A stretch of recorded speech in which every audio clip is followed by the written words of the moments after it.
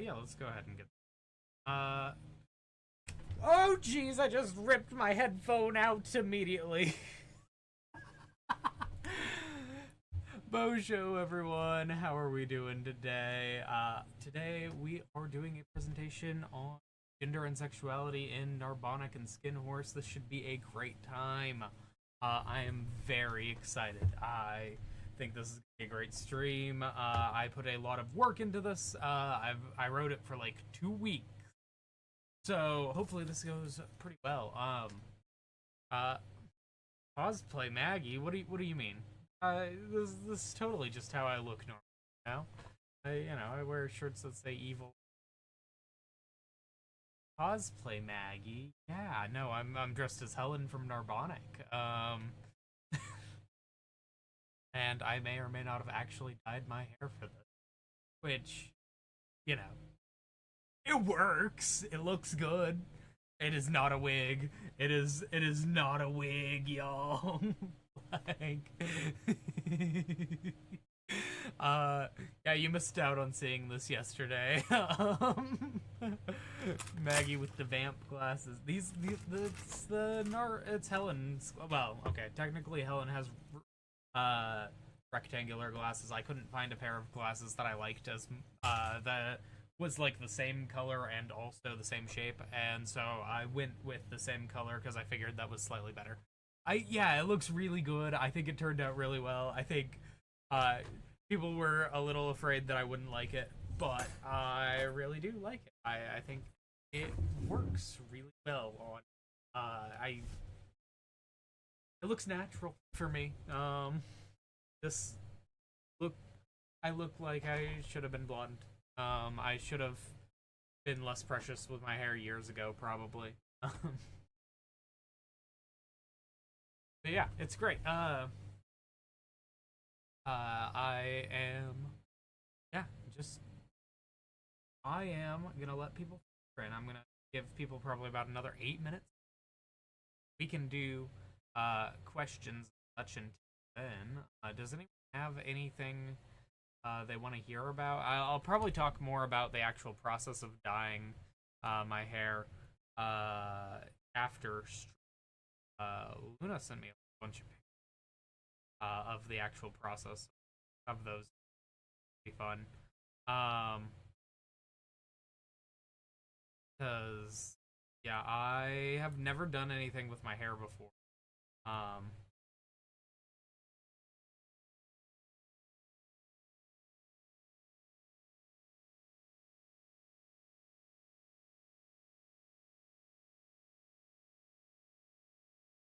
do do do do do.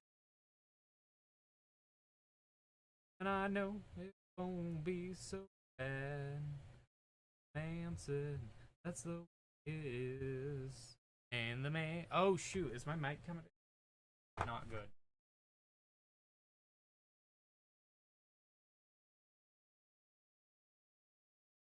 Uh, is it still doing it? Oh no. Oh geez, that's bad. Okay, you can't see me now.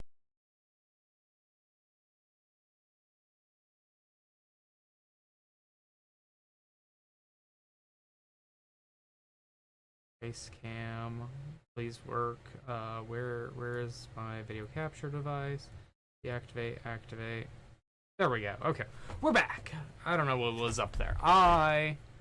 Hopefully my mic doesn't cut out during the actual thing, because that'll be bad. Please yell at me if it does.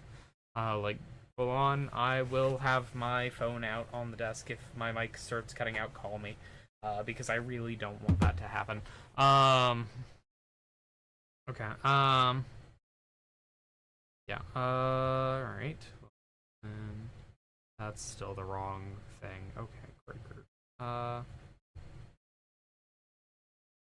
Looking at me like it's the wrong way. Oh, that's an awful song. What a terrible song that is. Okay.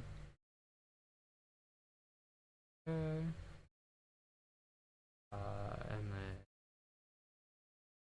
yup, and then, These are some not always particularly flattering photos of me, honestly. Um, uh, anyways, yeah, this was, it was a lot of fun. I really like it. Um,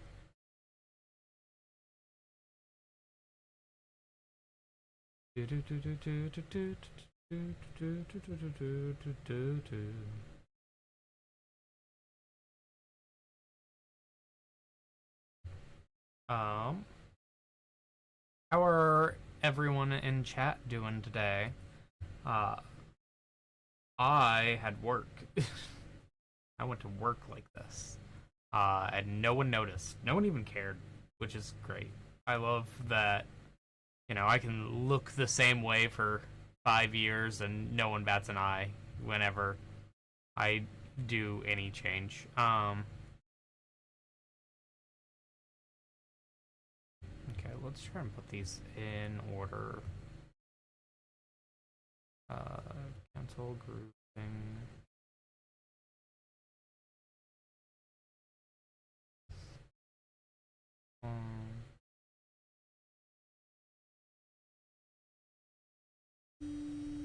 Oh, I'm getting a call from Ashling. Yo. Great, that's not what I want. Okay, like, how bad is it cutting out?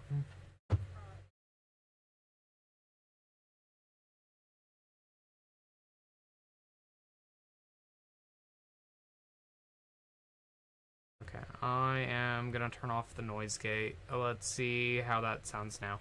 Can you check for me? Okay, great. Yeah, that's probably a little bit weird. Thank you for doing that. Yeah, for sure. Yeah, so this morning I ate a yogurt drink for breakfast, and that was pretty delicious. I love a good yogurt drink.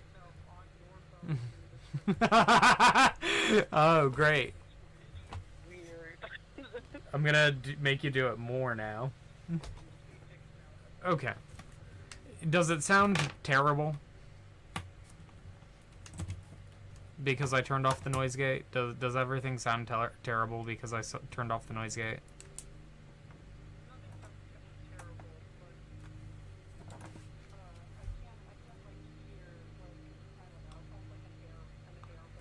Yeah, that's my computer.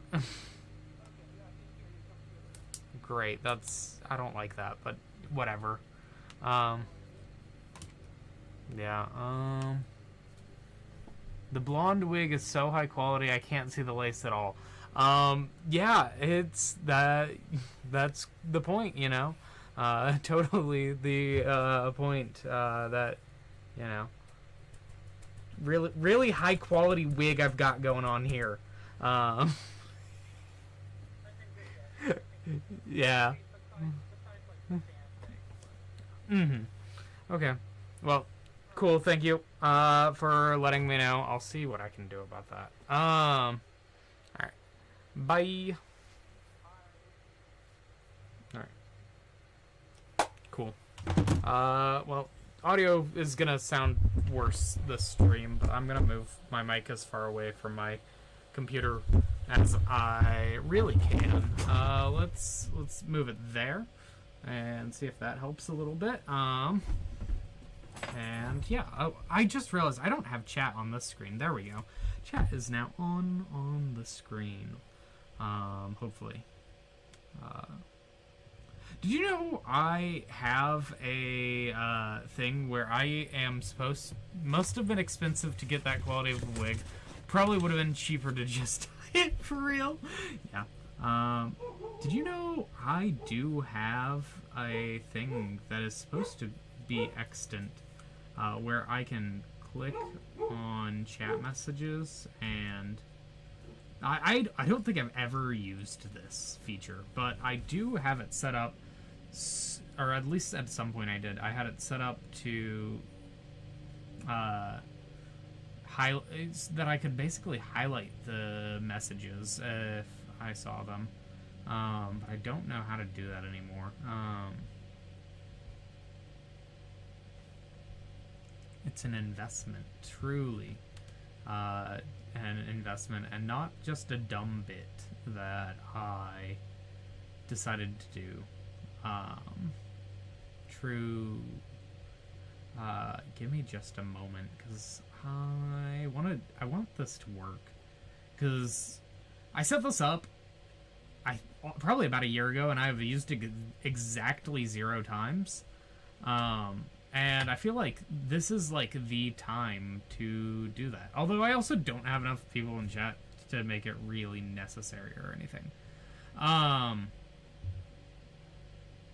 If I click on that, would someone, let's see, trigger a fake test message?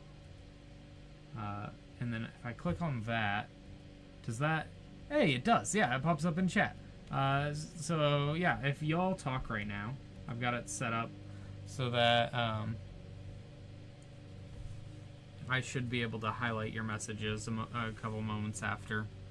High quality ones, especially 360s, are usually ones you wear multiple times and keep for a while. I did not know that. But I also don't know much about wigs. Por la democracia social. César Reaño, capitana de la mercante. Yeah, I can highlight messages now. This is great. Very cool stuff. I don't like how quickly those fade off the screen, but whatever. It's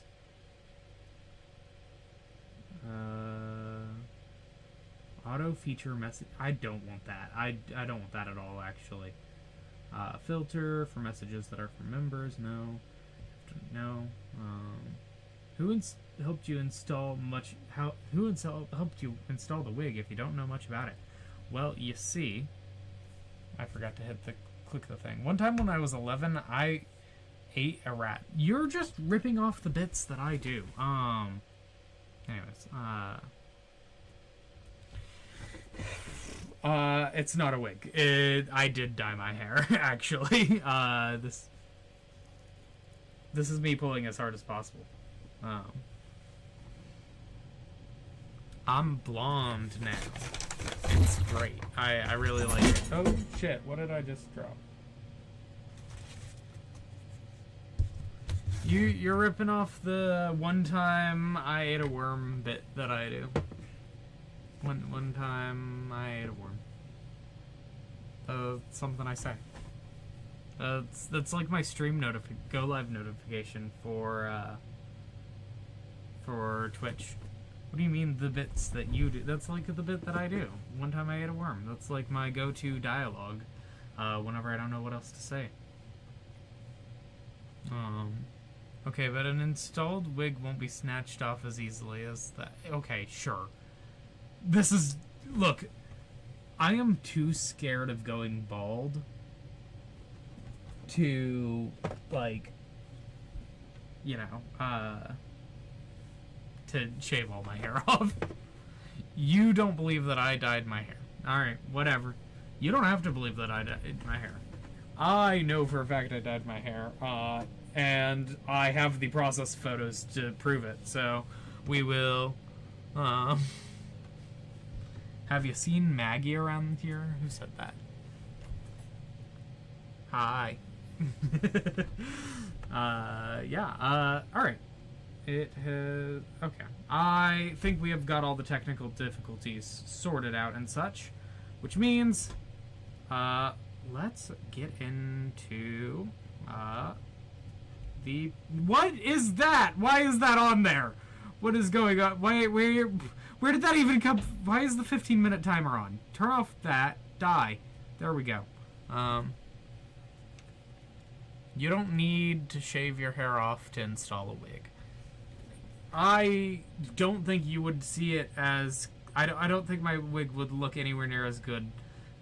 If I was wearing a wig, I don't think it would look anywhere near as good as it does if I you know what I'm trying to say. Oh, someone started the fuse. No. Okay. Alright. So, we're gonna be doing this presentation. Doing a presentation. This is a presentation on gender and sexuality in Narbonic. Narbonic is a webcomic. I am going to ask that y'all put your questions in chat. I have a script for this.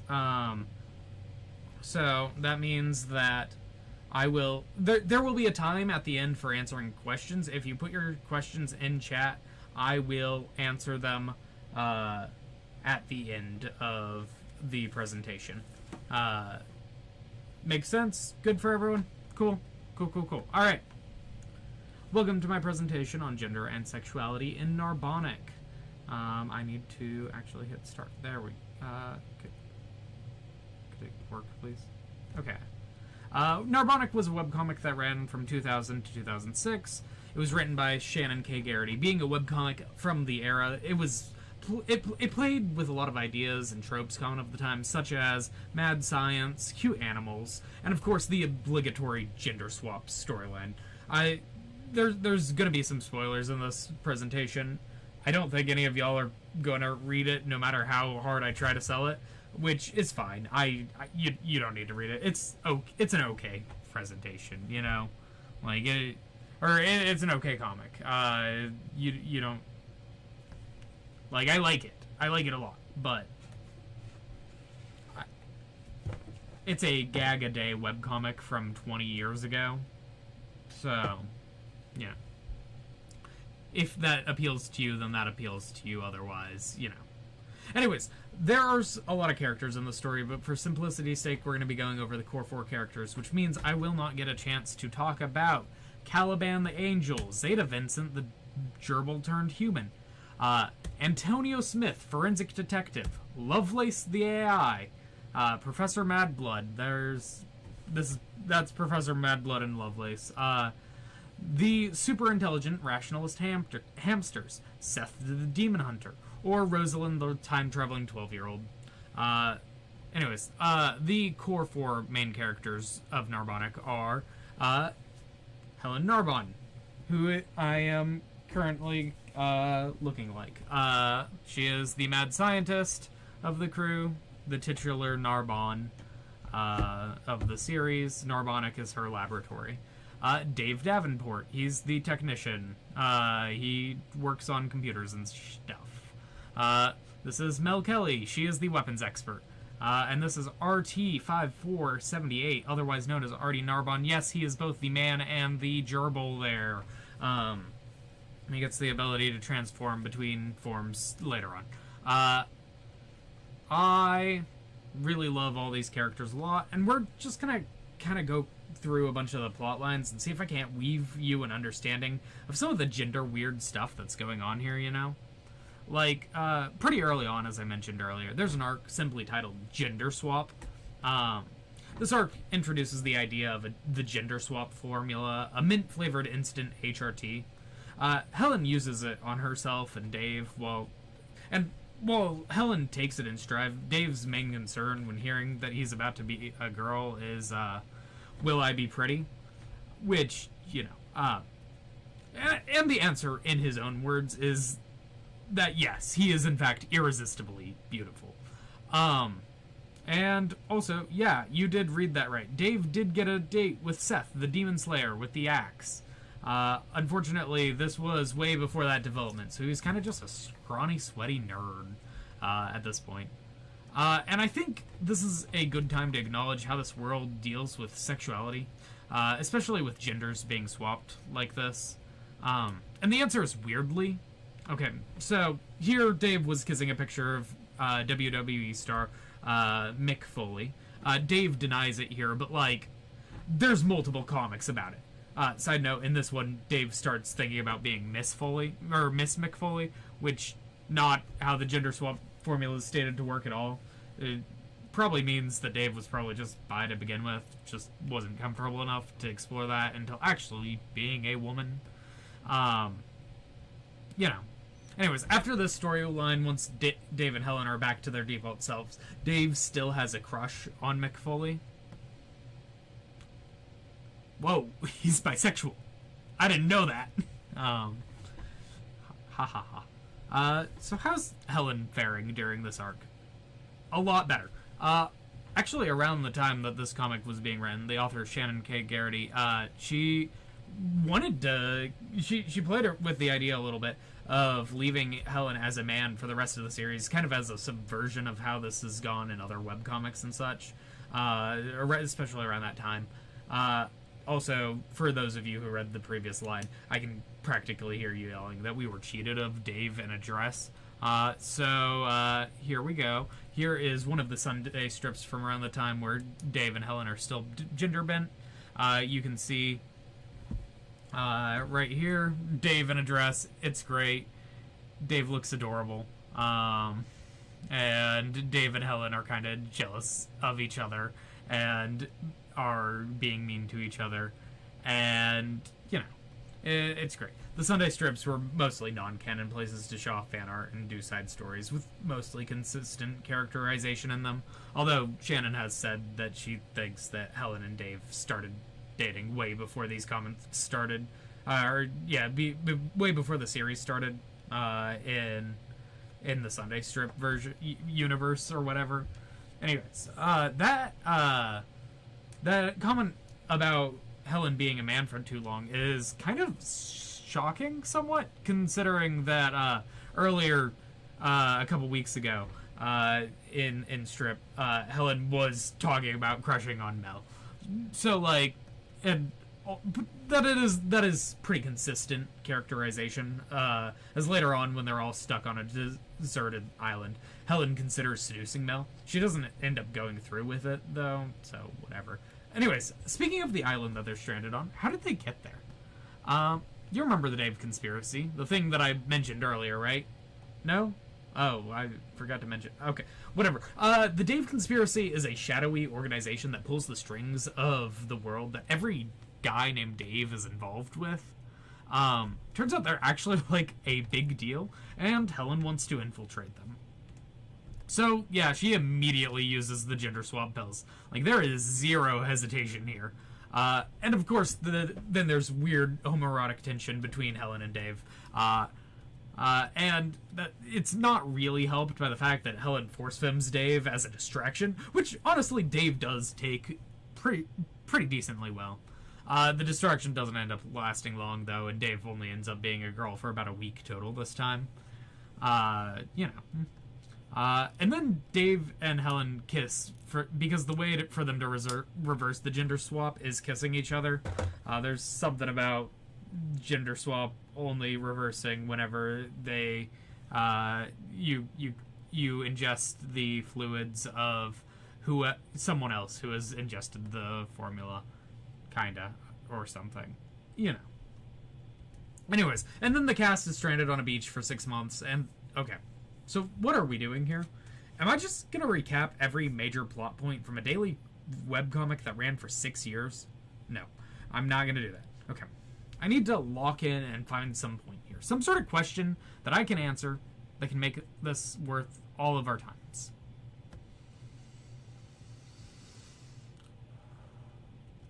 Does the gender stuff in Narbonic matter? And if it doesn't, does that matter? Let's try to break this down. Let's try to break gender swap down through the context of Dan Harmon's simplified monomyth. First, Dave is in a zone of comfort, being happy about not having a girlfriend. Then Dave desires women to understand him better. Then he and Helen get gender bent, which puts him in an unfamiliar situation. But he adapts and gets good at it. Helen gives an understanding of Dave, which is what Dave desired. But in this context, the price that Dave pays for winning is either being a woman or kissing Helen, neither of which particularly feel like any sort of heavy price for Dave. Let's put a pin in that. He returns to his familiar situation, his male body, but having overall changed, willing to now admit his own bisexuality. Except for the fact that he's bi doesn't really ever come up again. Alright, so that's not entirely true, actually. Okay. Helen and Dave start dating eventually. This is obvious. least something that's going to happen eventually if you're reading the comic. The whole thing's basically just a slow burn romance between the two of them. And this isn't like their first kiss or anything. This is actually the fourth time they've kissed by my count. The first three, well, one or both of them were in bodies that weren't their own. One of them is off panel. And so, yeah, obviously once they actually start hooking up, they immediately jump to using the gender swap formula for sex. And, like, you know, this isn't the only time they do something like this either, you know? And, like, when Helen and Dave do break up, one of the things Dave specifically laments is that he never gets to have lesbian sex again.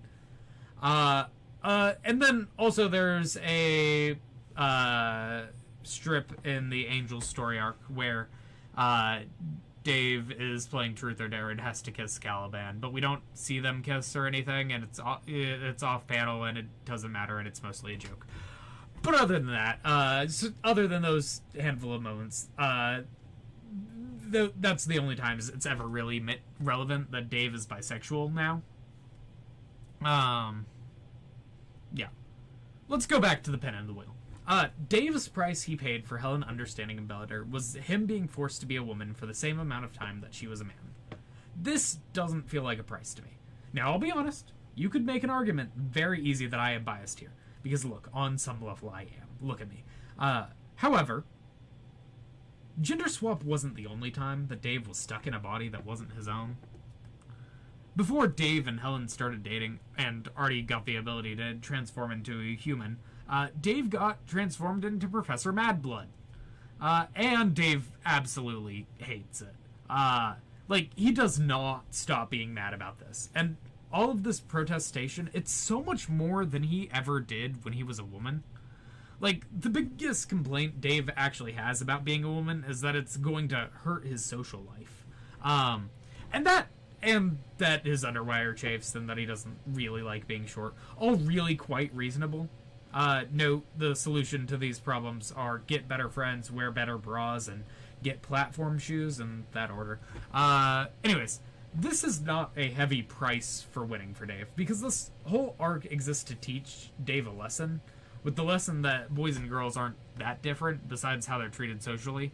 And this is important for Dave, because Dave needs to get over the feeling that there's some inherent difference between men and women, so that eventually he can get over himself and get with Helen, because, spoilers, Helen and Dave do eventually get back together. So, yes, in the end, the gender stuff does matter to Narbonic, but not in the way that you'd think, really.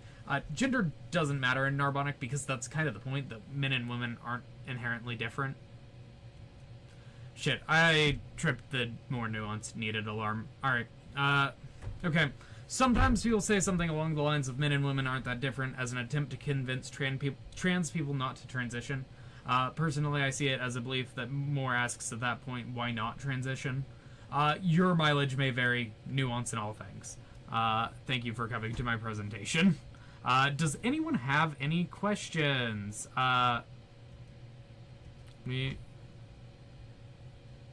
Okay, let's see.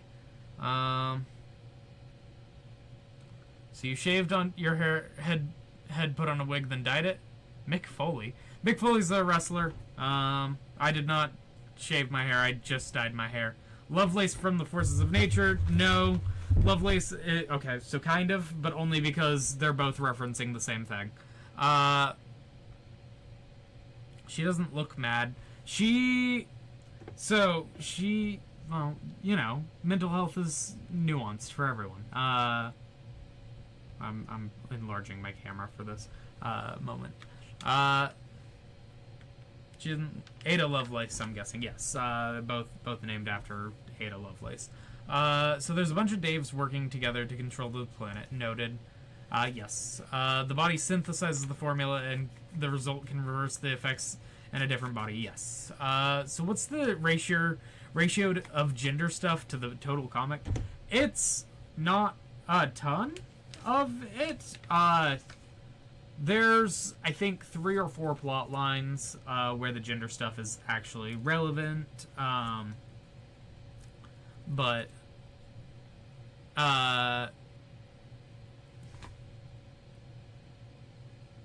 Gender stuff to the total. I don't know. There's some amount of it in there. If there is an inherent difference between men and women, doesn't that make most people dead wrong? Makes most cis people dead wrong. You know. Yeah. Again, your mileage may vary. Nuance in all things. Alright, does anyone have any other questions?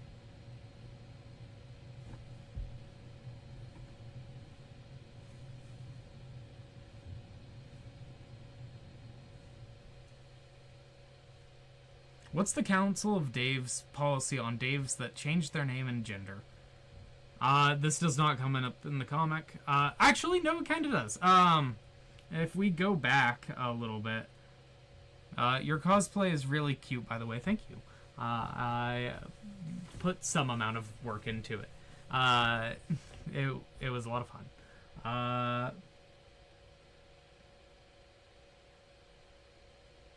Council of... the Council of Dave's policy on Dave is part of... If your name isn't Dave, you're not a Dave. Probably. That's probably pretty accurate. Also, whenever Dave is gender swapped as a distraction by Helen, this ends up being a moment where the Dave conspiracy does catch Dave pretty quickly and is like, okay, so, what's the deal here? Why are you a woman? And Dave is like, I am Dave Davenport, and they undergo a bunch of background checks and stuff, and like you can see in one of the slides that I showed earlier that they're comparing his writing to himself to see if he's the same person, and they basically let him go after that. So probably fine. You're probably gonna get kicked out of the actual Council of the Daves. Is there a reason Dave is Dave and not, like, Dave Sprite? Because this predates Homestuck by a few years. It would actually... Narbonic ended in 2006, and Homestuck started in 2008, so it predates Homestuck. So that's why it's not Dave Sprite, I think. Probably... also wouldn't be Dave Sprite any other way. The actual reason there's his name is Dave is because he's actually kind of a holdover from a previous web... that wasn't a question? Oh, okay. I see. That wasn't a question. Got it.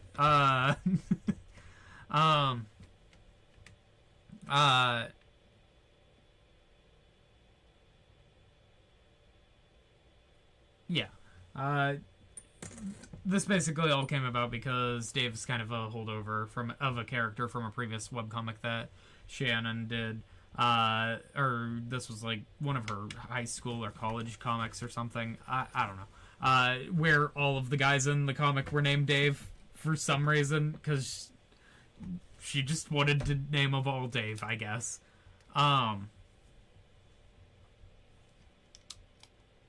Yeah. Anyways, I do really like this story overall. I think it sometimes has the level of yearning that Yuri has. Like, the yearning and angst that Yuri has, to the point of being very reminiscent of Yuri at times, despite being a straight relationship. And I do think that is owed to Shannon K. Garrity's writing of it. She does a good job. Yeah. Yeah.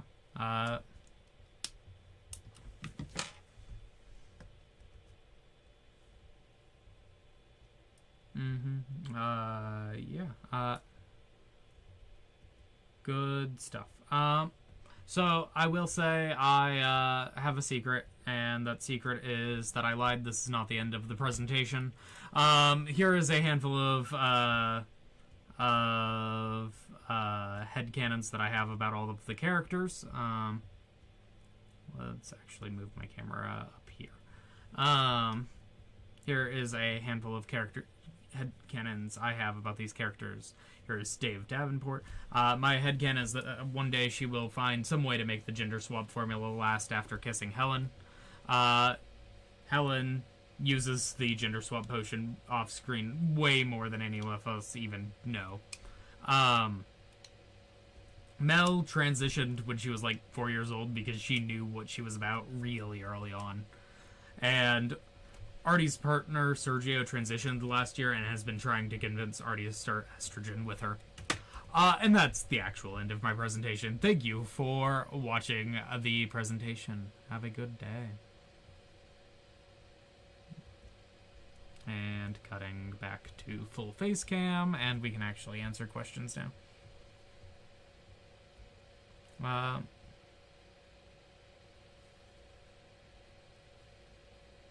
am a fan of exploring a theme to get to the result of maybe we don't need to think about this as hard as we do on a daily basis. Yeah. Can Narbonic make me better at being trans and also a lesbian? Maybe. I don't know.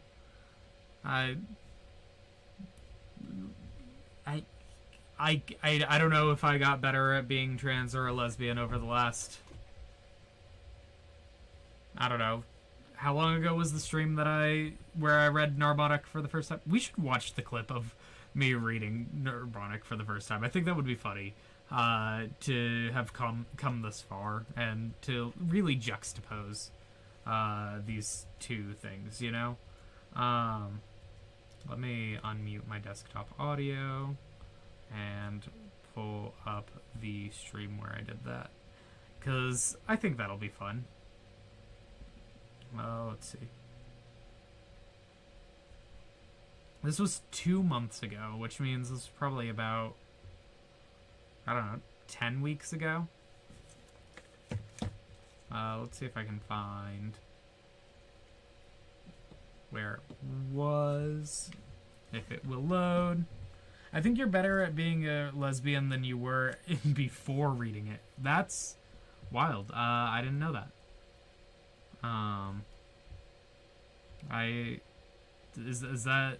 Is that true? I don't. Being lesbian is weird. It's great. I love it, but wow. I don't understand it sometimes. Let's see.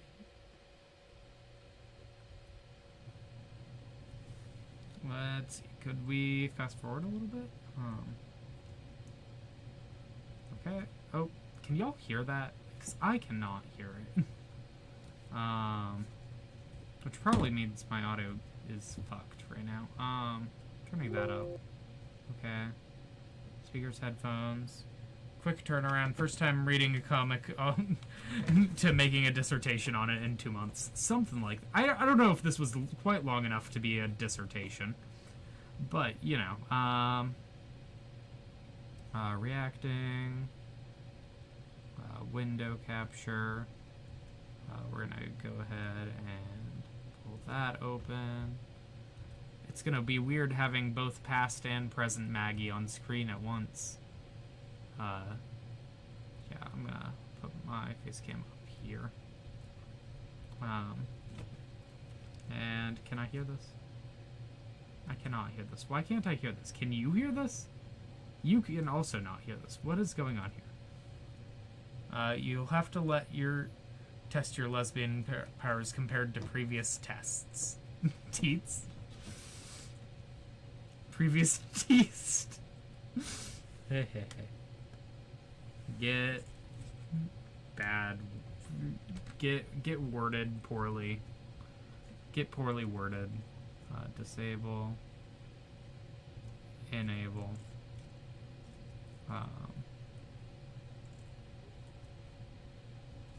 Okay. Where? Okay. It should literally be going through my headphones. Why is it not working?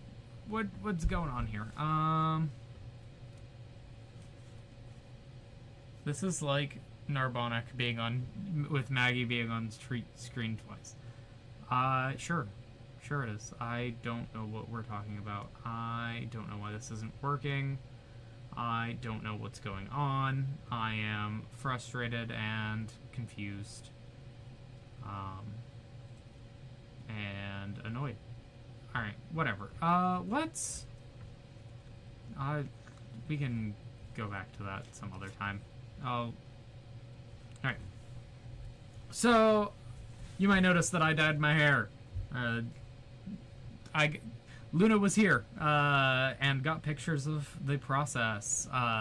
So, yep, here, shout out to my roommate's mother, for helping me with it. So, here's me with my hair all sorts of pulled up,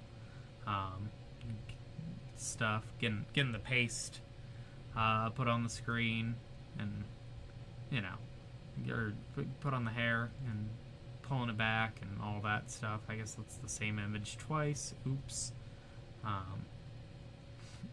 It's so weird.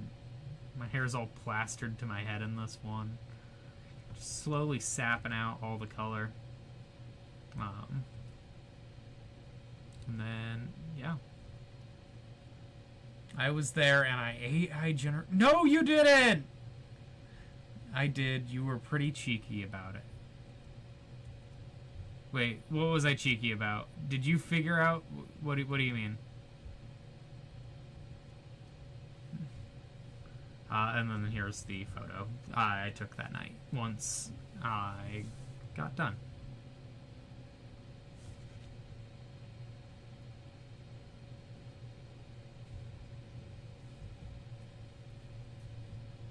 I think this is a very good photo of me. It is now a profile picture for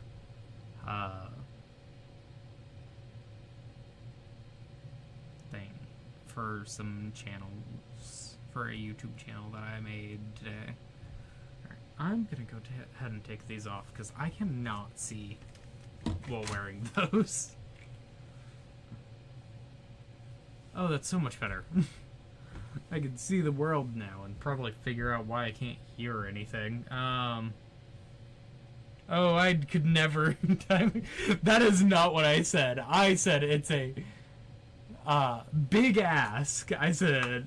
Okay, so what this is about is earlier Ava was texting me about cosplay stuff and talking about how she was not sure if she wanted to dye her hair for a cosplay she was planning on doing. And I said... I know going blonde for a cosplay would be a big ask for me. Knowing full well that this was going on.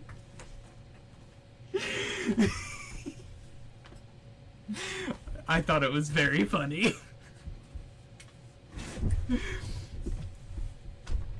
You know. I also sent you a photo. I sent Ava a photo earlier today. With my hair and like my hat, so she just couldn't see it. It was very funny.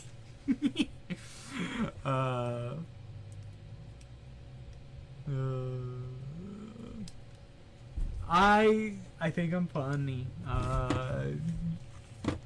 People just got to deal with the fact that I'm funny. I've got big eyebrows, and I'm afraid they stand out if my head hair was blonde. I haven't shaved my eyebrows in forever. I did shave my eyebrows years ago, a little bit. I was getting self-conscious about them, so I like took a little bit off of them, because I felt like they were too big. But I feel like I'm less conscious about that now. Dysphoria is weird. Dysphoria is really weird sometimes. You know, for the longest time I didn't think I had like hand dysphoria, and then I woke up one day and realized I did, and I was like, ah, jeez.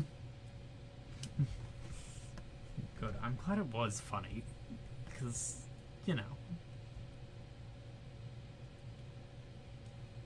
The exam...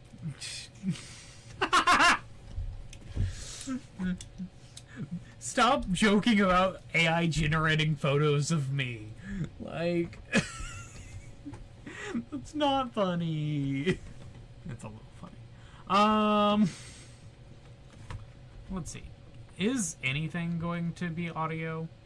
Is it gonna let me do anything audio, or is it just gonna say die? Let's see.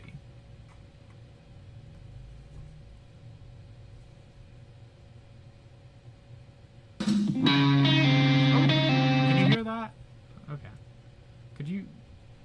my audio might have just straight up been muted on my computer, and that might have been why we were having issues. Let's see. I was very pleased about it yesterday, or 2 days ago, or whenever I did that. I'm gonna have to put back on the red glasses for the actual reaction. The Helen Narbon glasses. I'm Gendoing from Evangelion. I need like gloves. I think I've got gloves somewhere around here. I've got a single glove, I think, and it's not really the same. Oh jeez, it's being chromed out. Loud and clearish. Nothing I do is clear, because I have no idea how to make a clear point. You get to stare into my eyes that as I peek over my glasses. Loud and clearish.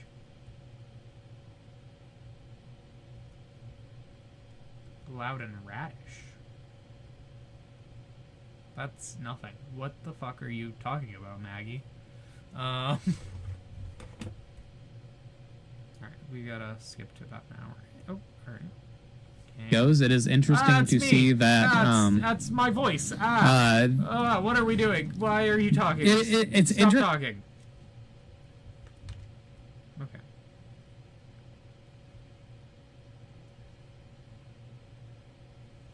Okay. If I could get this to full screen, that would be great. Can I also hide chat? Because I would like it to not be there.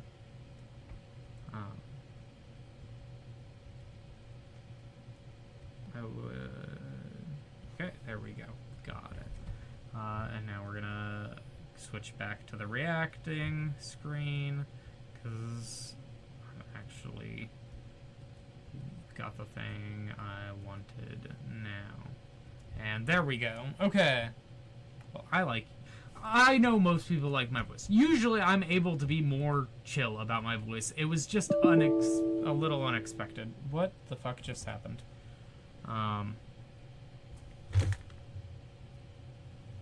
Did I just drop frames or something? I heard that. What the fuck was that? I gotta X out of that PowerPoint.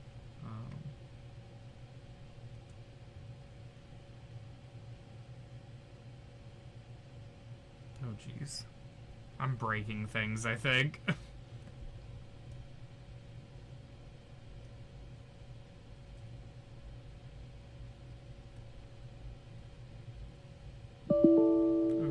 What is that? What's going on there? Oh, application error. Well, I can't read the rest. An error occurred. Render frame was exposed before web frame main could be exa. Please report this to support. Okay. Let's go ahead and ban delirious following whatever. Thank you. Please don't spam my chat. You spam bot. Let's save and quit PowerPoint so that we can get a little bit more RAM back. Let's rewind this.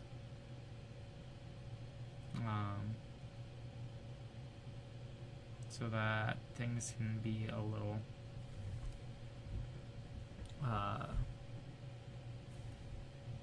better. Could work, please? Could computer maybe oh jeez. Alright, I think I'm gonna have to X out of something or other. Let's X out of that. When OBS browser.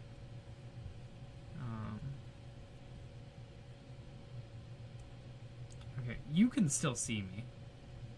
So there is an error box that is yelling at me. Okay, let's hope that's fine.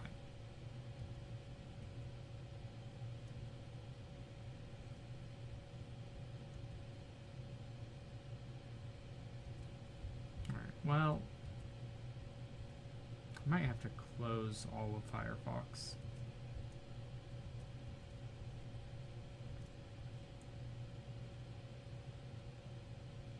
I am closing Firefox.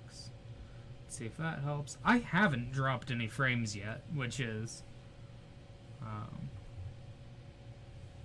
oh, that message is still on the screen. Which probably means that...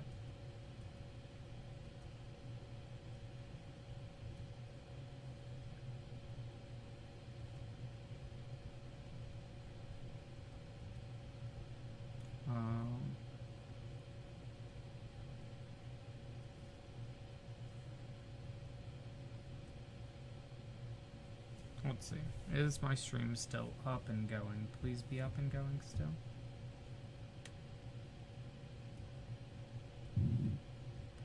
Things, I think.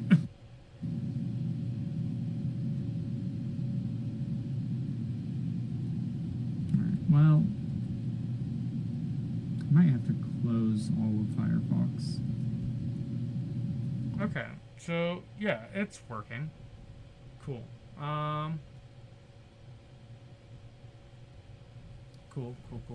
Cool. I guess that is probably just stuck on stream now. I am closing and opening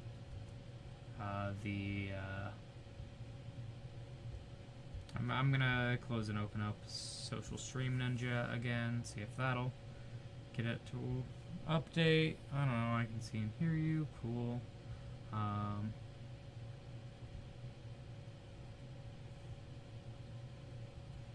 Let's see. You can see and hear me, sure, but can you... I don't know. Is it working? Is it functioning properly? And the answer to that is kind of no. Send a test message real quick.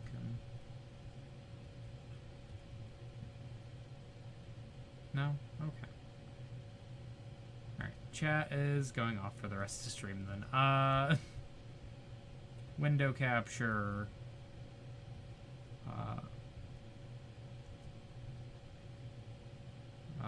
Whatever. Interesting. It feels like there are reading the director's commentary. Alright, this should be... Alright, here we go. That's that. Can we switch to... Okay, there we go. Wonderful. Full screen. X out of chat. Here we go. Let's react to the first time I read Narbonic. This one is called Narbonic. It is from early 2000, or mid 2000. We are looking specifically at the director's commentary. We're not going to be reading the director's commentary. But this is one of the ones that... So something funny about that is, you see that button that says comment? You might not see it. There's a button that... I am so glad the technical issues waited until I was done, too. Because now I can actually, like, clip that part out, and it'll be nice. There is a button... let me move my camera, actually. Because I don't want to... First of all, I don't want someone else's name on stream there. Not really. Second of all, I've got to talk about something that's over there anyways. So, which one's the real Maggie? Me. I'm the one moving right now. Okay. So something about the director's commentary. The director's commentary is the only one that exists now. So, like, it is the only version of this that exists. However, you can turn it on and off by pressing that button there that says commentary on. Or you can hit C on the website. I encountered that a bunch of times while trying to copy and paste something from the director's commentary into a document. Where I would hit Control C and suddenly everything would disappear and I'd be like, wait, no, I was trying to copy that. And then I realized, oh, that's what happened. I hit C. It took me a while to realize that's what was going on. But I'm glad I did. Earlier I was mentioning that some of them get more complicated as they go on. This is one of those types. Because... It is not. It stays... I mean, it gets more complicated. It does not get that much more complicated from the beginning to the end. There are some complicated things that go on, and, like... But I wouldn't call it a comic that particularly gets bogged down in its plotting or anything. It does get nicer art as it goes. And it does have a story throughout the entire thing, but it stays in the same format for the entire 6-year run of it, where it's 4 panels and the last panel's a punchline for almost the entire thing. There's a few panels, or there's a few strips that play with the format. There's a couple of 3 panels, and there's a couple of 5 panels, and some weird ones that are even longer than that. But for the most part, it's only 4-panel comics, and it's really interesting to see how dedicated Shannon K. Garrity was to sticking to the format of only 4-panel comics.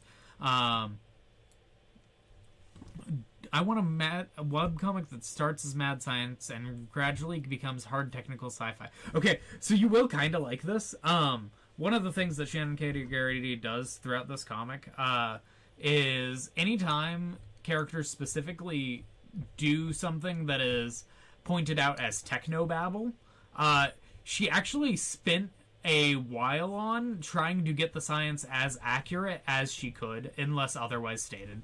And I think that's really funny that she went that far, because she could have done the very easy cop-out route of doing technobabble, and she does do that once or twice. But so this doesn't come up much, because obviously this is the sort of joke that this is a comedy webcomic first and a dramatic sci-fi comic second. So, and you can only do the same punchline so many times over the course of 6 years. I think there are 3 or 4 comics that are technobabble that she then proceeds to explain in the commentary over the entire 6-year run. So, like, it's not common, but it is something that kind of happens here. Yeah. I think by the more recent stuff. That's 2000s still. Let's see. Yeah, that was the end of the comic. This is... I don't know. Okay.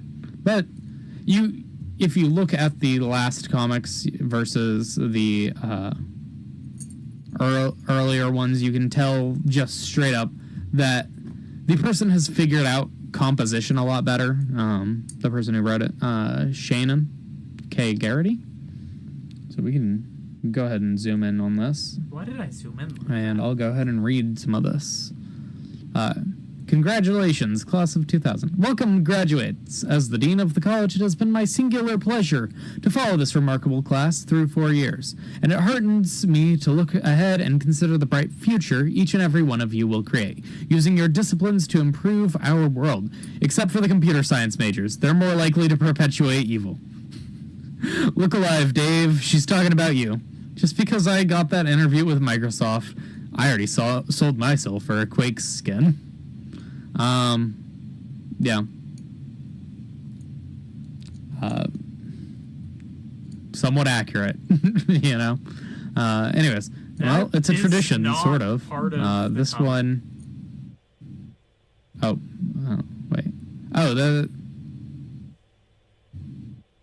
Oh, okay, I see. That's not an actual microslop. Yeah. Alright, we got... Can you believe the nerve of the Dean accusing us of using our computer skills for evil? We should crash the campus ISP. Again? Excuse me, my employer is looking for a recent grad with computer degree. Any of you familiar with doomsday machines? Are we talking the kind hooked up to an engine of mass destruction, or the kind that releases a devastating virus? Are you prepared to work with both? Yes, but I've got less experience writing the virus interface. Maybe it'll work. See us tomorrow and we'll do the interview. I believe I just severely undermined my argument. Sheesh. Undermined your argument back in panel 1. You had an argument? This is interesting. It feels like there is actually some sort of setup and payoff in these. There is, and knowing where this comic goes, it is interesting to see that I didn't know where this it's comic interesting went. What was I to talking about? know that this comic is starting out pretty promising. Honestly, this is the first one that I would probably continue actually reading. And I did. That we've checked out yet today. I think it's the only one it is one of those comics that definitely seems like the author has something there. Okay, that's not entirely true. I did start reading El Guna Shiv this week, because I also want to do a presentation on that at some point. I think comparing El Guna Shiv and Narbonic, and the way they do gender stuff, it would be very interesting, because my reaction to Narbonic is kind of, Shannon K. Garrity probably needs to think about her gender identity a little bit more. See if maybe she wants to go on testosterone if she hasn't already thought about that. Dan Sheev needs to be on estrogen yesterday. And, like, that's kind of the difference here. You know. I also do plan on going and reading Mega Tokyo at some point. Because I know that's another one of those early ones that's, like, really good and stuff. And yeah, I will probably never read Casey and Andy. Although there is a Casey and Andy reference in Narbonic at one point. They go to a evil scientist meetup, and Casey and Andy, or whatever, one of the guys, whichever one's the evil scientist, I think it's Casey, is there in the background of one of the panels, which is fun. And I think that's interesting. And, like, it might be a little rough still. I mean, the art's very rough still. But, like, I think the writing... And it does get better. It really... Have you read Homestuck? You know the answer to that question. Actually, like, these are not too far off from the types of jokes that... like, it's an interesting amount of foresight to know... so long ago how evil all of these companies were going to not only be but end up being. It wasn't that. I don't know. This is a very this is a comic that feels a lot nicer with hindsight, I think. I'm sure. So you got the evil angel and he's like, well, on our way to a big job interview, eh, Dave? For a company that wants you to build doomsday machines. Evil, Dave, evil. A long-time viewer for although he could take this job temporarily to pay off student loans. Dave's common sense. Alright.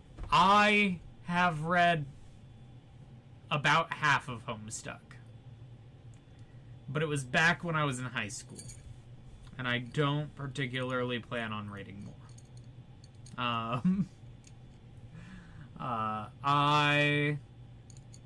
don't know. Sometimes I go back and forth on whether or not I'll ever continue reading Homestuck. I don't care too much to. But maybe I could now.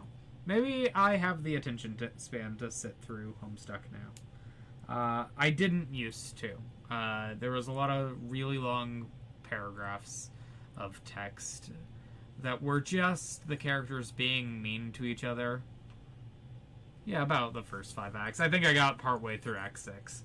I don't know how far. Long time chatter, first time viewer. No, you cannot make me read Homestuck. I will not read Homestuck probably ever. I also don't think me reading Homestuck live on stream would be particularly interesting. Microsoft was evil in the past too. They just tripled down. They really did. You know. What? There was... Can we do a Homestuck book club? You can do a Homestuck book club. I will not be participating. I've got other books I actually want to read. Like Sherry Tuchel's The Empathy Diaries. It's a long time no see. Back off. This is strictly a moral dilemma. Au contraire, as the part of Dave that never left high school, I submit that this job is an elaborate plot to embarrass me in front of Stacy Lee. Ah, impressive set of charts. Fuck this! I say we join this company on the grounds that it has babies, or that it has babes. Dave's social life. Dave's social life? We gave you up for dead. I took a sabbatical. You think I want to live in Dave 24/7? See, this is why I try not to think. Oh dear, parts of this aren't even legible. I sincerely apologize to everyone who's made the noble effort to read my lettering over the years. That's pretty funny. Whoa. Yeah, that one was hard to read. You could hear me. Is this the Narbonic slub? Hey, that's the name of the comic. Hey, wait, this comic has something going sorry, on. I just didn't Not a expect gender people thing, who want to but a build thing. doomsday machines to have a third-floor office next to a dentist. We don't want to build doomsday machines. You don't? From the way you talked yesterday, I can't believe I took you serious. This is such a release. We already have a doomsday machine. We just want you to debug it. Look, do you mind if I smoke about 3 packs?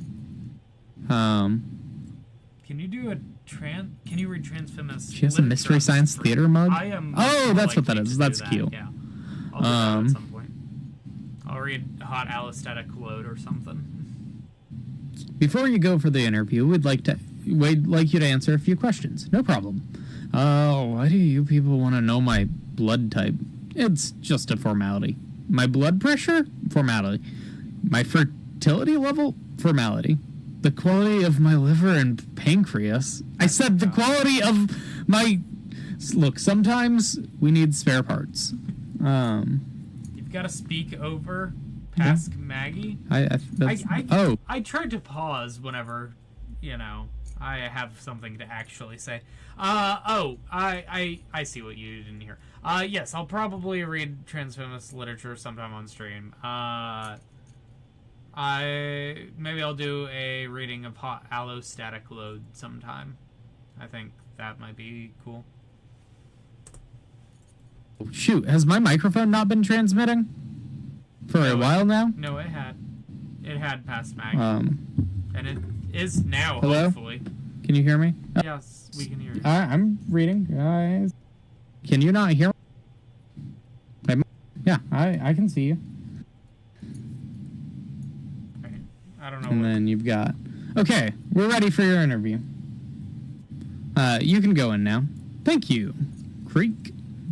Boom. Can and should are different words, aren't they? Funny, that's what I said at my interview.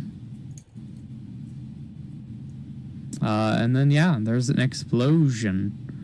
Looney Tunes explosion. Apparently they are going to be moving away from that eventually. There are less random explosions later on in Narbonic. Not as few as you'd think. Most of the time, read I sexually identify as an attack helicopter. I do want to read that one. I actually haven't read that one before. I do mean to read that one. So I will probably read that one on stream at some point. that one will go real. That one will pair interestingly whenever I finally do my presentation on Skin Horse, I think. Because so Skin Horse predates the I identify as an attack helicopter, even Copy Pasta or anything, the original. Before that was really even a phrase that anyone knew. Skin Horse had a character basically culminate their arc with I identify as an attack helicopter, and this is like actually an important thing, and it's treated somewhat seriously. And the Skin Horse is the sequel series to Narbonic. I don't know if I clarified that. And this is also the most trans femme character I've ever seen not transition in a comic. I have a lot to say about that character in specific, and they will probably be getting their own presentation at some point. Or at least most of whenever I finally get around to making a presentation on Skin Horse will be about this character. Because... And I can probably, after that stream read, I sexually identify as an attack helicopter. Because I'll probably have time at the end there. And yeah, I think those two things will probably pair together interestingly, in a very interesting way. All right. Yeah. Cool. Oh, we've got some color. Wow, it's the first Sunday strip. Hello? It imploded! The darn thing imploded, and now the darn gerbils are loose. This was not... It imploded! The darn thing imploded, and now the darn gerbils are loose. This was not in the manual! Look at this mess. Circuit boards and mutant gerbils of all the... Get over here, bad gerbil! That's my Helen Narbonic voice. It's probably not great, but... It's the character I'm dressed in the as. manual. Look at this mess. Circuit boards and mutant gerbils everywhere. Of all the... Get over here. Bad gerbil. You see this? This is from you critters chewing on the wires of my nice new doomsday machine.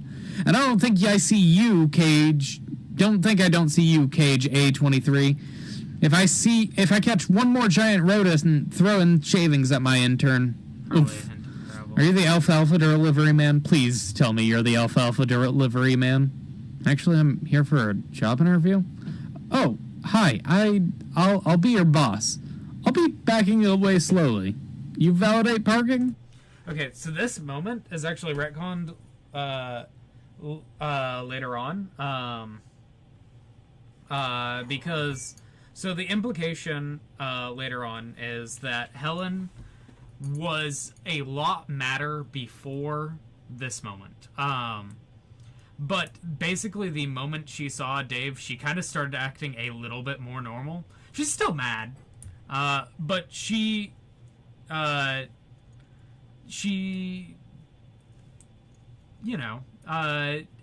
of has a moment where things are more normal a bit. Dave is some sort of grounding presence in her life, and that's interesting.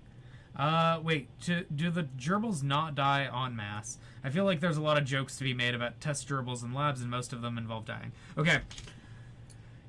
Yes, gerbils die en masse. It's kind of just a background gag at a certain point in the comic. There is one or two gerbil... Okay. Let me go through the gerbils. There are the giant Eurogerbils. That's what we saw just there a moment ago. There are Artie and Dana, who are super intelligent gerbils. Dana is going mad, and then she runs off and dies elsewhere. There's also 11 other gerbils that are super intelligent, but they also die in increasingly comedic fashion. And so that's where most of the jokes about gerbils dying go. That's really early on. And so Artie and Dana end up being the last two remaining. Artie continues working with the Narbonics crew. He is basically the moral compass for the crew, being the only one who tries to do anything good. Although Artie's whole thing is kind of that, despite the fact that he tries to do good, he somehow manages to do worse things than the people who are trying to actively be evil. And that's kind of the paradox of Artie throughout all of Narbonic. He ends the comic with a lot of room to grow, and a lot of that growth is done in Skin Horse. Hey, those captions are baked onto the recording, by the way. They are? No, they're not. They're part of the YouTube. Like, there's no turning them off. Twitch is fun sometimes. Yeah, no, they're part of that. They're part of my video.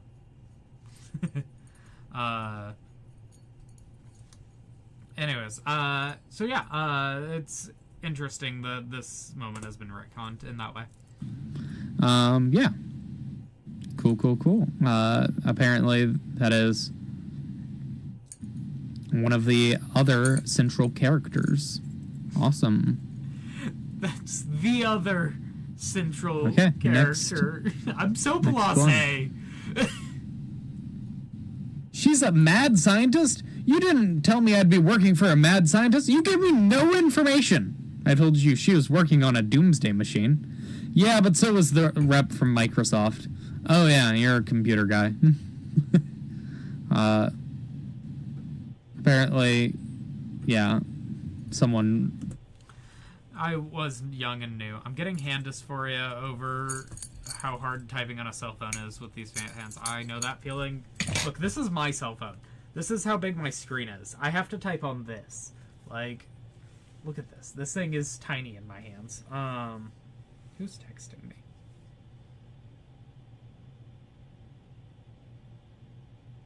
Ashling sent me some trans feminist literature to read on stream. Yeah, I see that you sent me something. I am pretty sure I've looked at this before. Oh, yeah, this is... Okay, I knew I've seen this website. I've been... Oh, wait, no, have I?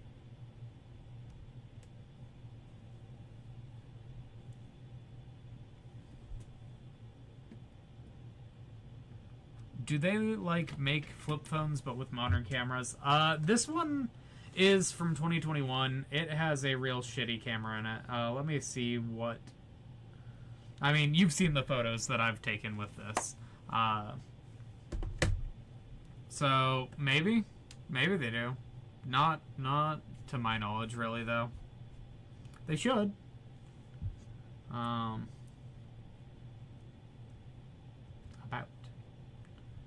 My goal is to post, like, once a week.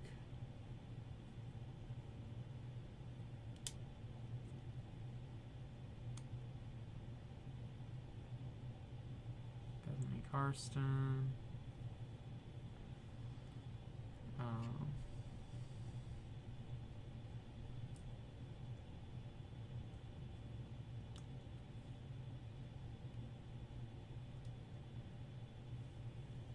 I had to say this, but I think flip phones might be the cure to smartphones. Unfortunately, this is both a flip phone and a smartphone, so, you know.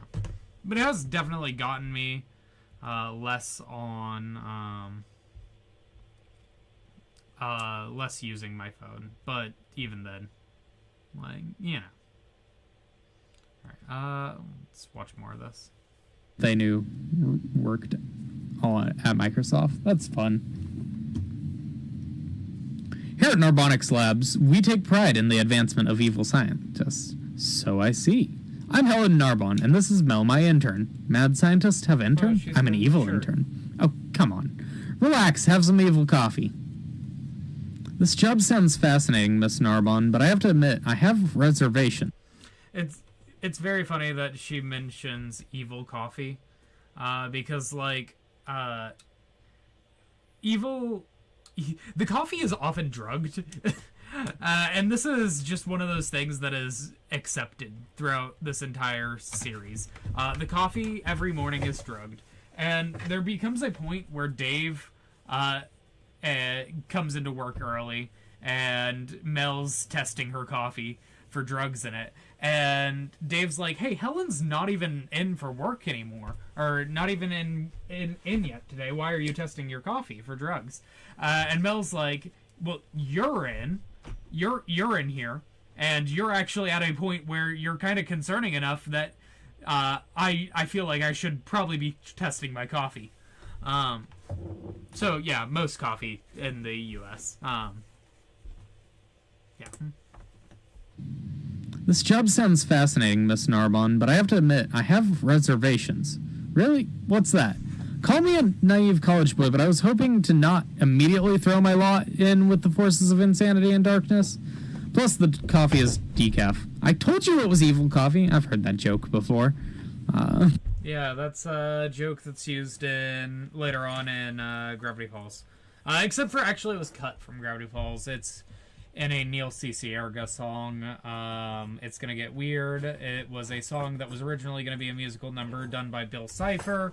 But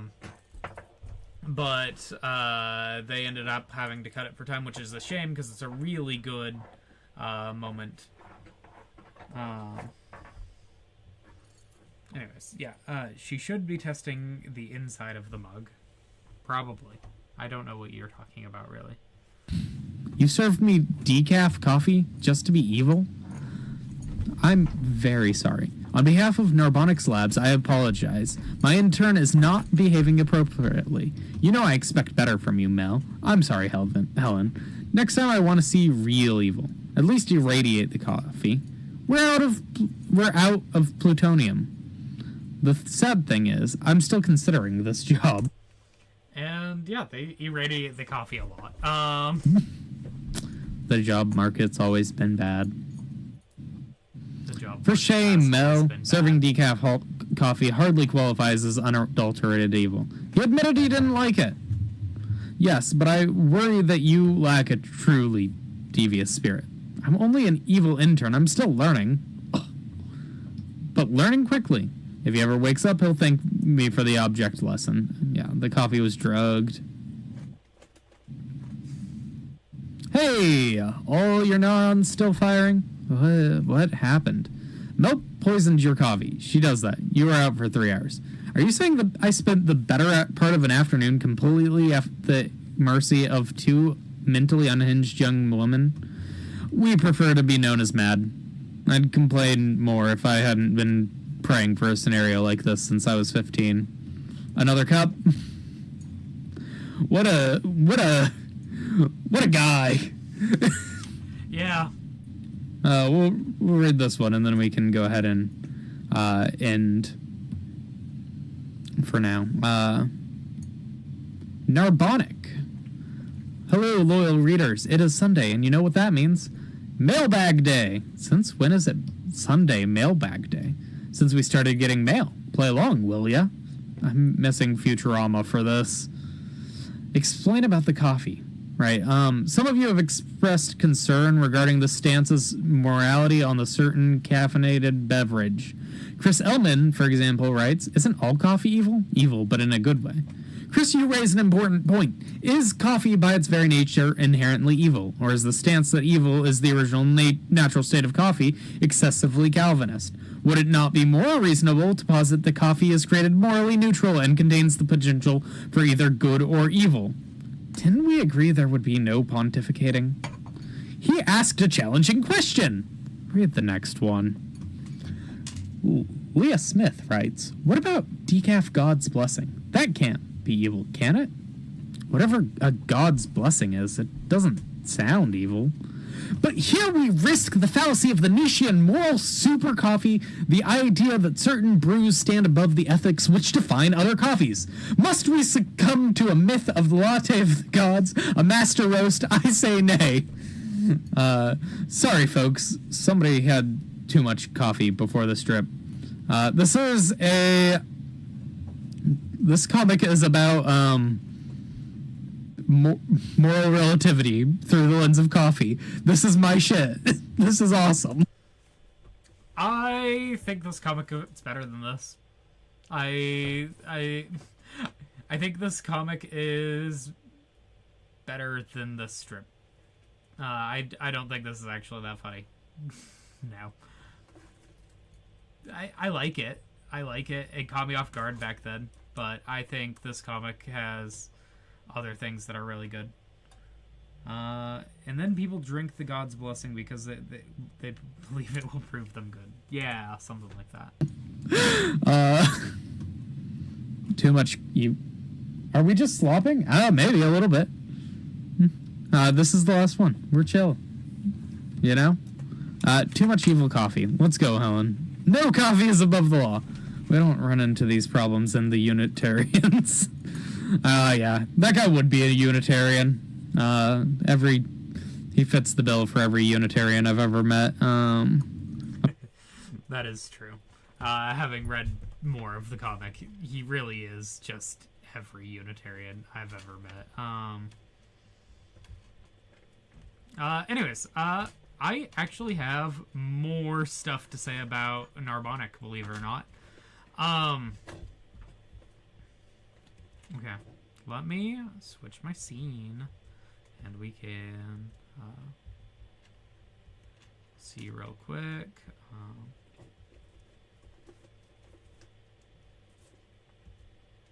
All right, so I, at one point, kind of was going through it and wanted to reread Narbonic about a week after I finished reading Skin Horse for the first time. And I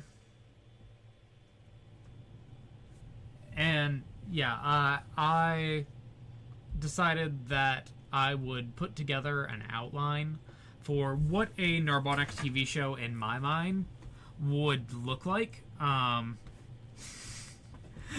What do you mean there's more? I have a lot to say about this series. You've also heard most of this already, Ashling. So this is my pitch for a 3-season TV show version of Narbonic, where it's 8 episodes a season. Theoretically, I think this would be kind of a cartoon. I also like the idea of the theme songs adapted from the New Year's comics, because those are kind of Little Nemo and Wonderland send-ups. But Shannon K. Garrity has specifically said that she wants the theoretical TV show intro to be a Rube Goldberg machine. Yeah, it would probably... this is written as a 22-minute show. Just because what I have so far is the idea of a 22-minute show. However, a lot of the episodes could be split in twain pretty well. I think 8 minutes, or 8 episodes, 22 minutes each. I think that is doable. That is what this is written to be. Theoretically, I was thinking Netflix, even though Netflix is terrible at adult animation. Anyways, so you can see random notes here. Anyway, season 1 contains the plotline Dave gets hired, or it's titled Dave Gets Hired, and it involves the plotlines The Job Interview and Antonio Smith, Forensic Linguist. And then you can see a line I wrote here, because I was like, I kind of want to so later on, Dave stops smoking, and that happens in my rewrite at the end of season 2. Netflix, but they don't make it fucking ugly. Exactly. I think if I was going to hire like an animation director to specifically do this, and Shannon K. Garrity didn't want to do it, I know she has applied to work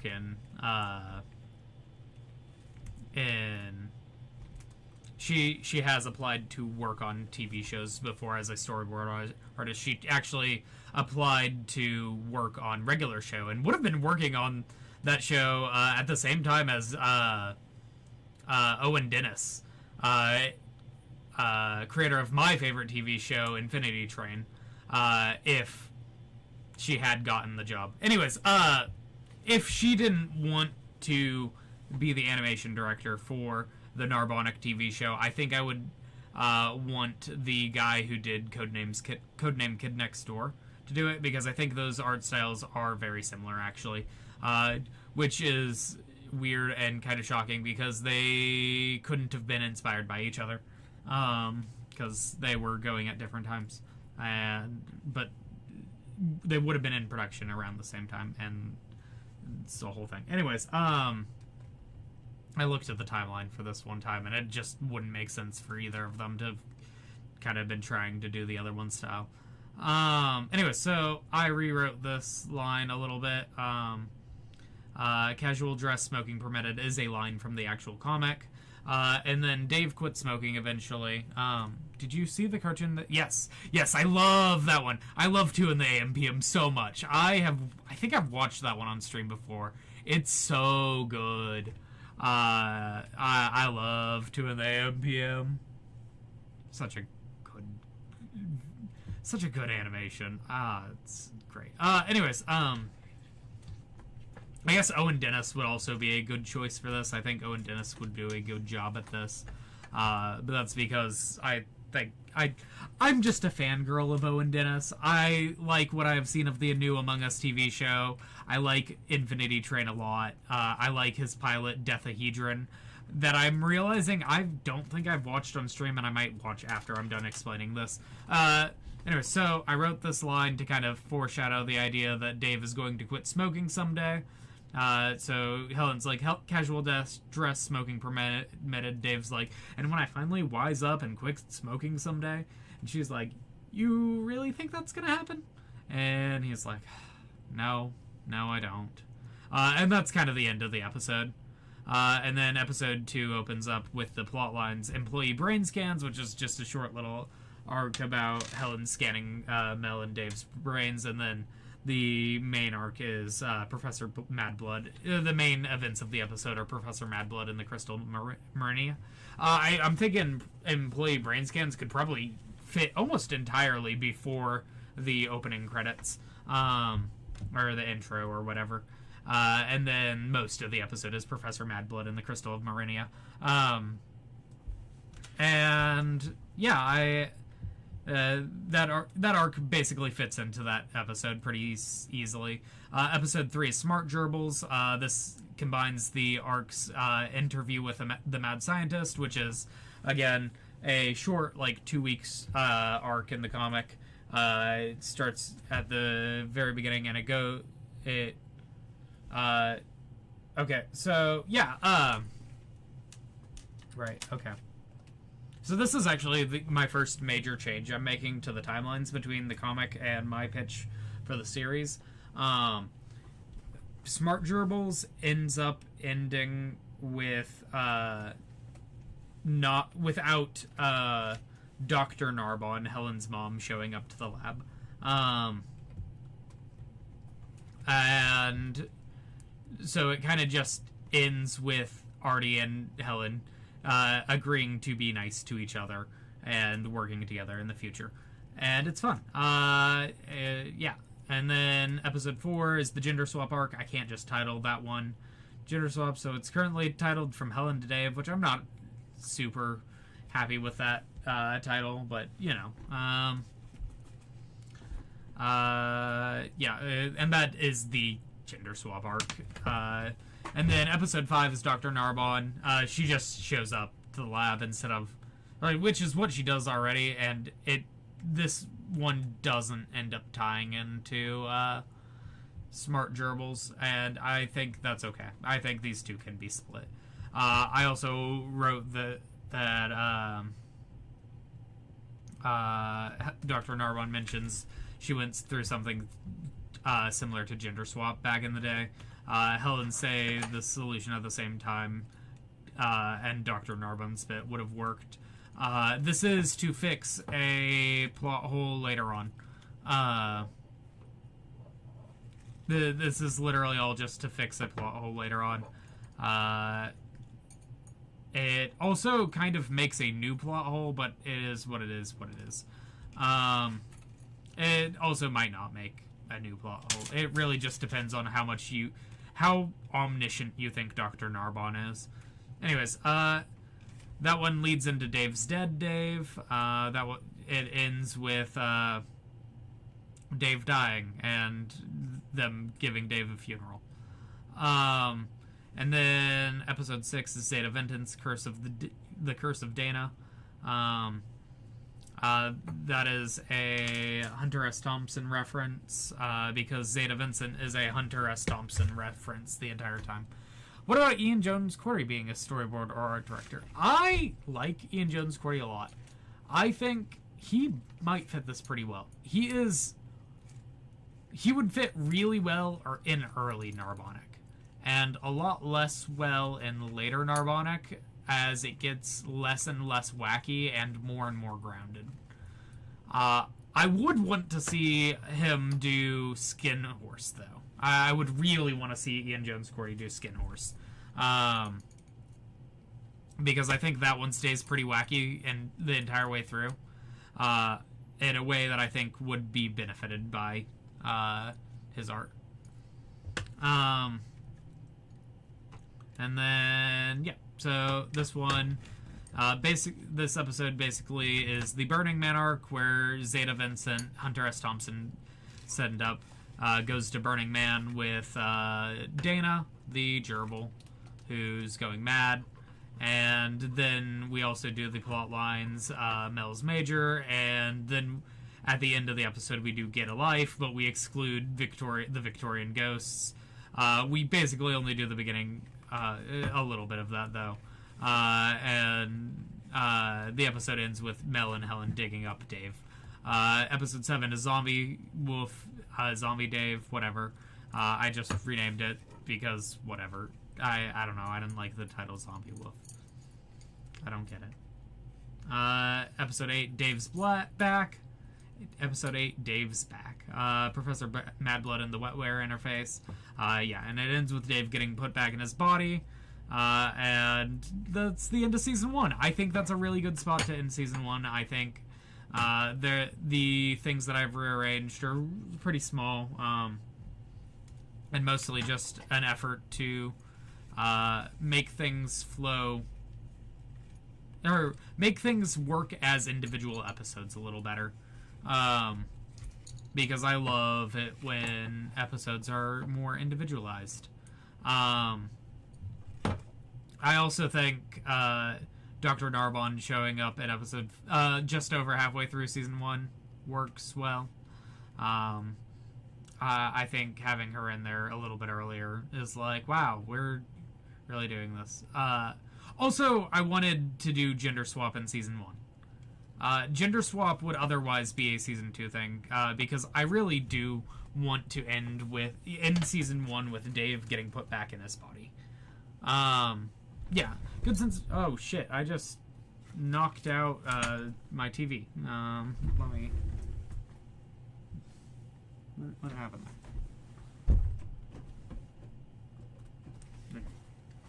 Social... Oh, are we still live? Are we still going? Okay, I think we're good.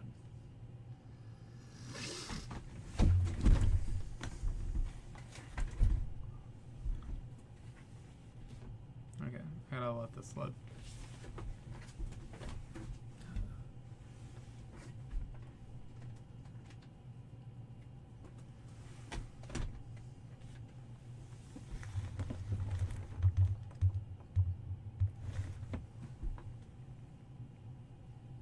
Boom, boom diada, boom diada, boom diada, boom ba boom, boom diada, boom diada, boom dip, boom ba boom. I like the ocean, I like the prairie, I like the London, I like the Lincoln. Boom diada, boom diada, boom diada, boom diada, boom diada. Okay. Anyways, yeah, we're back. Okay. I want the season to end with Dave getting put back in his body. I think that is a very good spot to end Season 1, which means that but if we also want Gender Swap in Season 1, which we do, we need to move it earlier in the timeline. And that's okay. I think that works. I think that is one of those things that is like a minor change, all things considered. There's not much that goes on in Gender Swap that is specifically needed to happen later on. I love the whole with all its sights and sounds. Exactly. Alright, Season 2 begins with DaveCon 2002. This is so that, because this first episode basically ends with them in the rubble of their first building. And so I wanted to parallel that in Season 2. So the first episode stands with them in the rubble of DaveCon. I think that's a very fun parallel. Each season's first episode ends with them standing in the rubble of a building. It's great.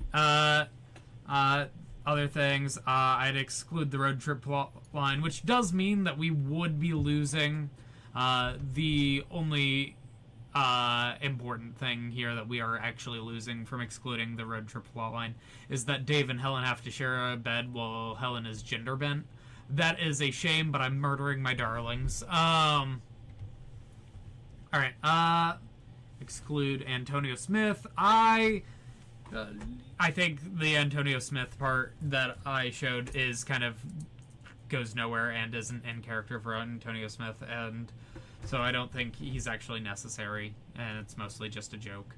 Anyways, solve Helen's spit plot hole. Yeah, like I said, there is a plot hole in this arc of the comic where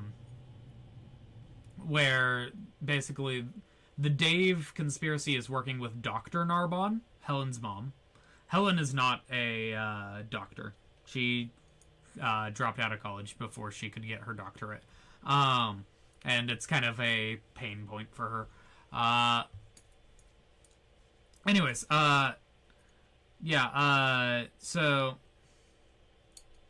basically the idea here is that Dr. Narbon went through something similar to Gender Swap back in her day, which she mentions when she showed up in Dr. Narbon, because they're talking about it. And this corrects the plot hole that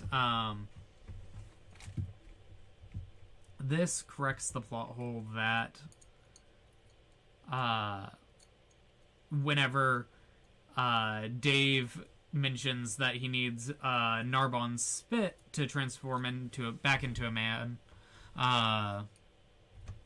Can't say I was expecting the Mad Science comic to do there was only one bed. They did. It showed up in my PowerPoint there for a moment. It's not actually relevant because it's not actually a moment where they're hooking up yet. Which is a shame. But they do there's only one bed moment, and it's fun. Anyways, so this, because Dr. Narbon is working with the Dave conspiracy, whenever Dave tells the Dave conspiracy that he needs Narbon's spit, they would assume Dr. Narbon, not Helen Narbon. Because there's no reason for them to assume Helen Narbon. They don't know that. They would not know that. And so, if they brought Dave Dr. Narbon's spit, it wouldn't have worked.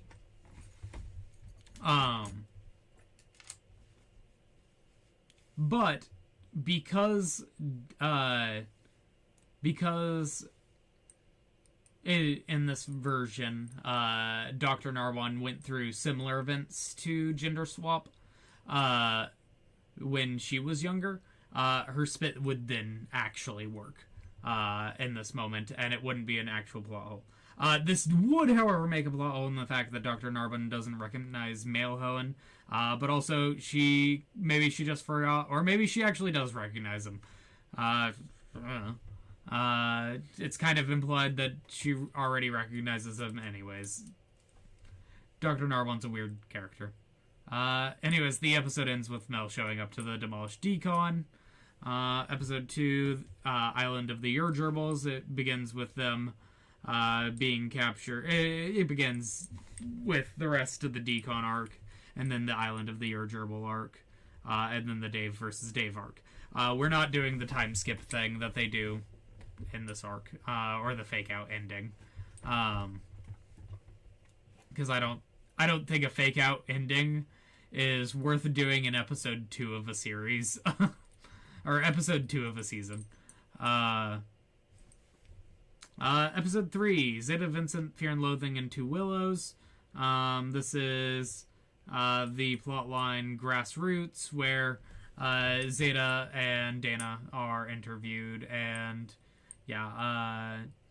there's a couple little things here. I also decided here that Zeta should have a different haircut every time, because so the way it happens in the comic is that Zeta has the same haircut her first 2 appearances, and then a different haircut her next 2 appearances, and then I think another haircut at the end.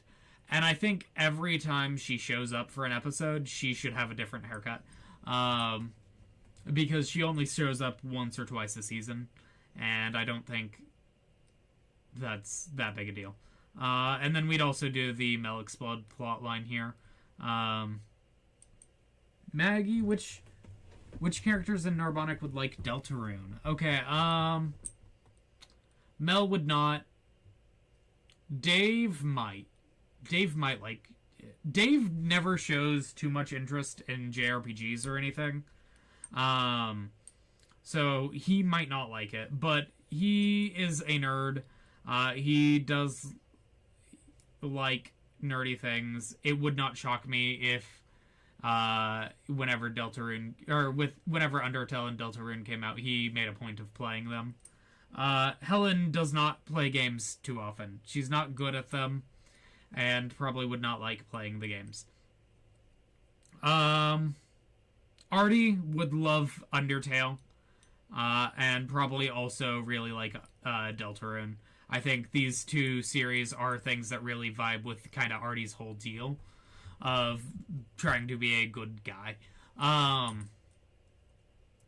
Mel would not like either of them. Mel would get the genocide route immediately, and would Dave think Deltarune was not like those other JRPGs? I don't know. I haven't played enough JRPGs to really know. And that's the truth here. I'm not a huge fan of JRPGs. But I also enjoy Deltarune well enough. So, Dave, by the end of the series, is kind of inscrutable, for reasons we'll be getting into in this recap, that I don't think I've actually mentioned up to this point. Anyways, I mean, I don't like many JRPGs, and I love Deltarune. Yeah, like, I think Dave definitely has the potential to enjoy Deltarune. If I'm gonna, real quick, I'll touch on the Skin Horse characters also, because I think they are slightly more interesting for this question. Sweetheart does like Deltarune and Undertale. Unity likes them also, although she's not very good at them. Tip does not play video games, and Nick absolutely thinks they're kitty shit, but secretly loves them. Alright. Mel Expelled, this plotline works better with the events of Dave versus Dave fresh in everyone's mind, because during Dave versus Dave, the Dave conspiracy is like, holy shit, that's Mel? And everyone's like, what the fuck do you mean that's Mel? And they do not elaborate. And so in Mel Expelled, basically, Mel implies that she wants to become president someday. I need to do the 10th anniversary Sans fight. They updated the Sans fight for the 10th anniversary? That's wild.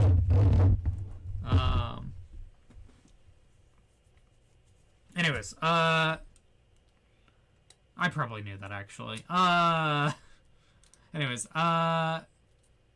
Yeah, anyways, I'd also probably put in some of the stuff about Mel being recruited to the Air Force here.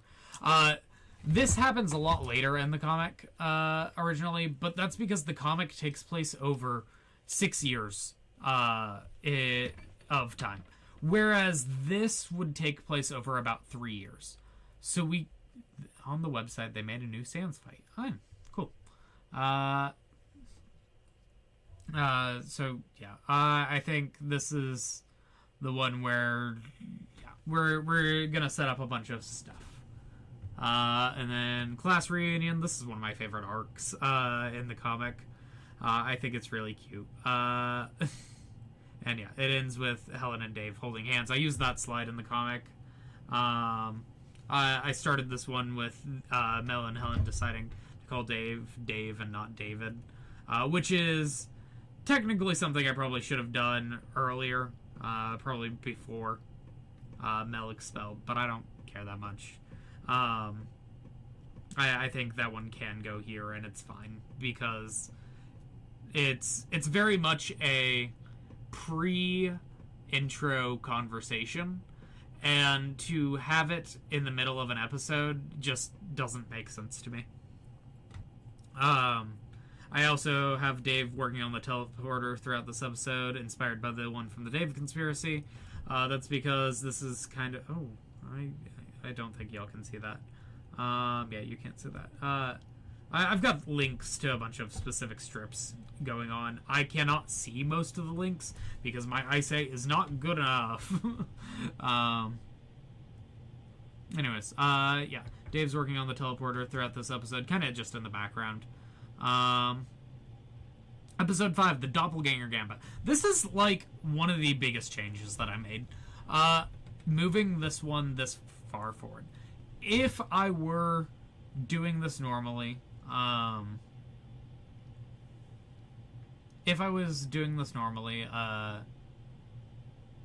Doppelganger Gambit would be a little bit later. But I wanted it to be a plot line that kind of gets the accurate amount of focus. And it works here. I don't know. I had reasons for doing this. Yeah, this is the one where Mel tests her coffee for contaminants.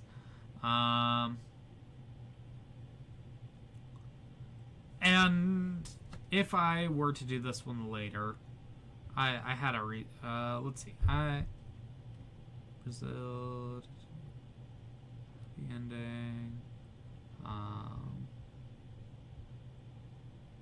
Okay, here we go. Here was my thought process on Mad Blood and the Doppelganger Gambit. Originally, I was like, there's not enough time to do it in Season 2, unless the Geek or Demons is cut. Angels doesn't make sense without Demons, which leaves the Geek, because I really want to start Season 3 with Angels. Anyways, the Geek, unless we wanted to merge the important parts of Demons with Angels, although I think that might lead to an overstuffed episode. You should have episode 1 be the gender swap and explore how they got there asynchronously. I don't want to do that. However, for a while, Narbonic was a paywalled comic.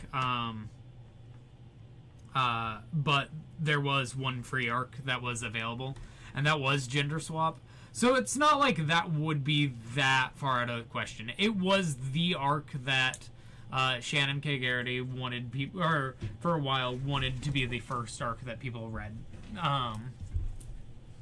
And I think that's interesting. I didn't bring that up in the PowerPoint. I probably should have.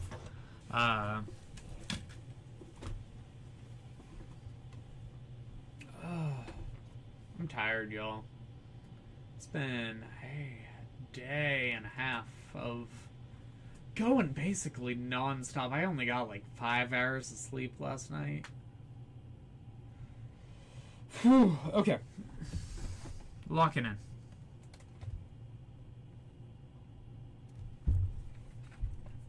Yeah. With Angels, I think that would be overstuffed. Without it in Season 2, Mad Blood has a bit of an overstuffed presence in season 3 after showing up 0 times in season 2. This probably isn't good. What if the Geek is moved to season 3 and the Doppelganger Gambit is in season 2? The Geek doesn't feel like much of the rest of season 3, but Helen and Dave would be dating by this point, which may... Sounds like someone needs her evil coffee. Yeah, probably. Anyways, so the Geek is a plotline that I originally had listed in season 2, and then I moved it to season 3. This is a plotline that is a kind of parody of The Fly, David Cronenberg's The Fly. That's not who it was. It was one of the Cronenberg's Fly movies. It was David? That doesn't sound right. Basically, it involves Helen transforming into Dave slowly, as if it is the Fly from The Fly. I moved this one later on.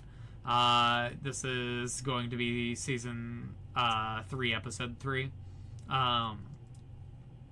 Which mostly is a way for me to do a early plotline before, or an early type episodic plotline before we get too far into the last plot of the series. I think the rest of the series is basically go, go, go, go, go from this point out. So that's why I wanted one episode where, you know, things are a little bit more normal to throw a bone to anyone who felt like this show kind of left them behind by the end. So we're moving the Geek all the way back here, even though it's more of a season 1 or 2 episode. Which means that the Doppelganger Gambit gets moved up here. This is so that Professor Madblood can appear at least once in season 2, because otherwise he doesn't. He doesn't appear in season 2, which is not good because he's a very important very important character in season 3. Appearing in, let's see, his robots appear in episode 2. He is a main character in the Lovelace Affair. He's a main character in The End. He's the main character in Madness. And he's a main character in Genius. So, like, you know, he is a massive character by the end of the series. Which, you know, is interesting, because the first time I was reading through the comic, I was like, why didn't we just kill him off in Doppelganger Gambit? And later on it made more sense why we didn't just do that. Although it feels like he should be killed off at a certain point. I do think that moment would work better in animation. I think it would be easier to believe that he just got away in animation than it is in the comic. Mostly because it's kind of hard to show speed sometimes. Anyways, yeah, end with this week. What the fuck am I talking about? Okay, that's... Okay, yeah, this episode ends with basically Madblood staring off into space, being in his spaceship, being like, wow, I accidentally blew up my mom's laundry, oops. And that's kind of the beat we end on. I think that's a fun beat to end on. Episode 8, Demons. This is the worst plotline, according to Shannon K. Garrity. I think it's fine. I think it kind of gets bogged down in itself.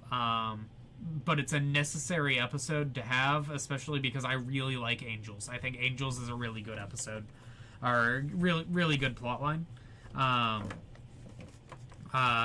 And I think it's worth having a version of Demons in the script.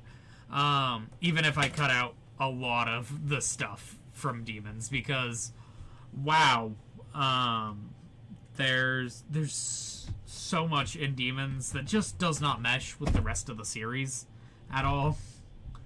And yeah. And yeah, this is good episode. Oh yeah. Also, I include a week where, or a little bit of this up. I changed this part of this. I think we really glossed over the demon thing. Yeah, it's just not relevant. It's also not relevant in Skin Horse. This is a mad science comic, and they kind of just decided to do a bunch of jokes about demons in the middle there. And Shin Kagurity is like, this plotline sucks. I need these off since I am not listening to anything right now. Ow, my ears.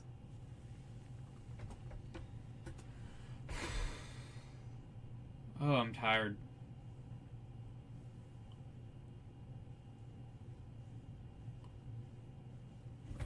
Okay.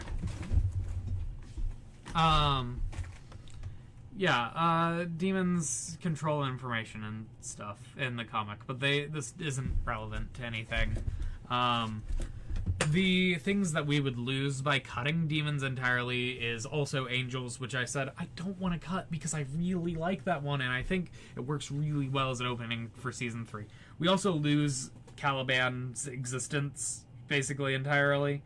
Caliban and Mel end up dating by the end of the comic, and I think that's a good time for them. I think that's a good relationship.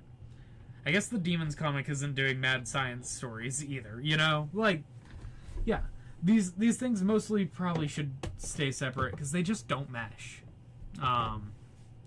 They could mesh a little better. I mean, like, if you look at Team Fortress 2, you've got those comics where the Doctor involves himself in soul shit, and like that makes sense. And like you've got a little bit of that in Undertale also with Alphys working with souls. But like for the most part, mad science and demon stuff tend to stay different.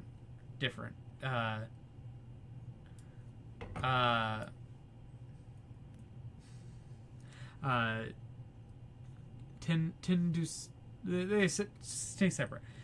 Between the Daves and the Caliban, I don't want to say it isn't a coincidence. I think so. The thing is, this comic ended in 2006, so unless Andrew Hussey read Narbonic, which is possible, yeah, definitely possible. I think this is probably a case of them referencing the same source materials for Caliban at least.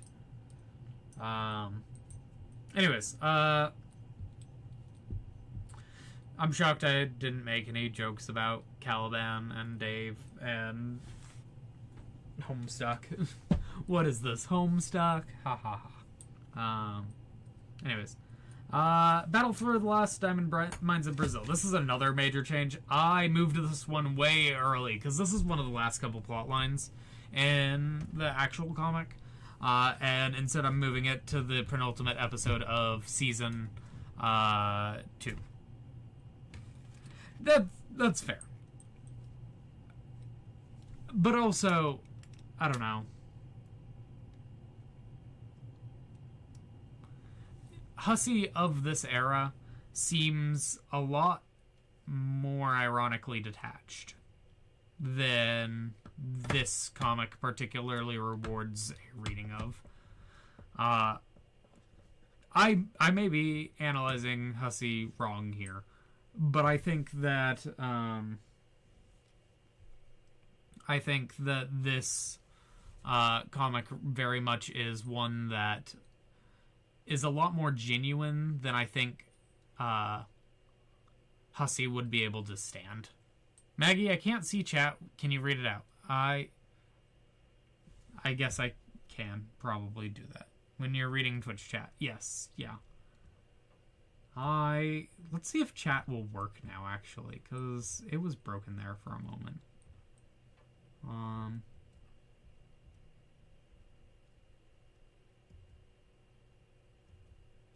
Nope, just you saying you like my voice again.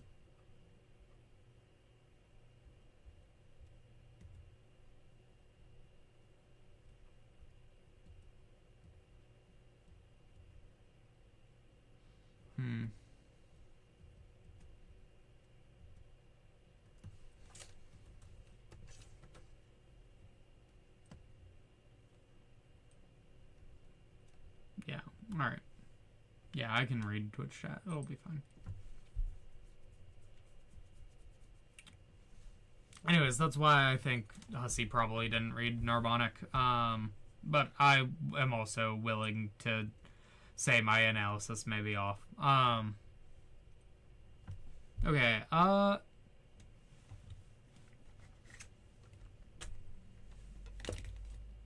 Battle for the Lost Diamond Mines of Brazil. This plot's kind of really early on. It was one of the last couple of plot lines in the actual comic. But I think it works better as a season finale, and season 3 isn't where that one's going to be. I also think it sets up a lot of things that end up being payoffs in this version in the next episode. Because the next episode is a time travel episode, whereas this one also has some time travel stuff. The idea here is what happens in the Battle of the Lost Diamond Mines of Brazil is Mel is hired to assassinate Dr. Narbon, and so Artie basically has to go in and try and stop her. This is when Artie gets to transform into a human now. It's a whole thing. I think this all kind of works together. You can see my energy crashing in kind of real time. Hold on. Andrew Hussey didn't name Dave. But Andrew Hussey did name Caliborn. That is true. That is true.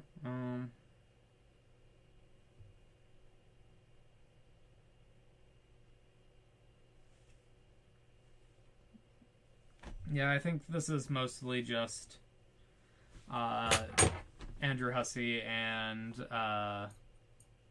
Shannon K. Garrity both being inspired generally by angel and demonology for these plot lines.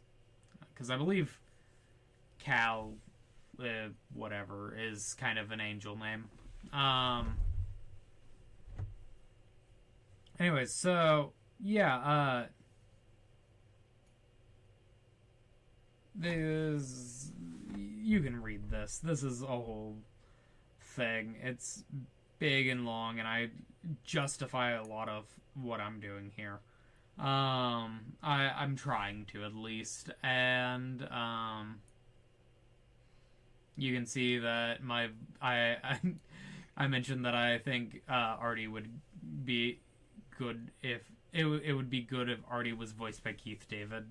I think Artie should be voiced by Keith David. That'd be nice.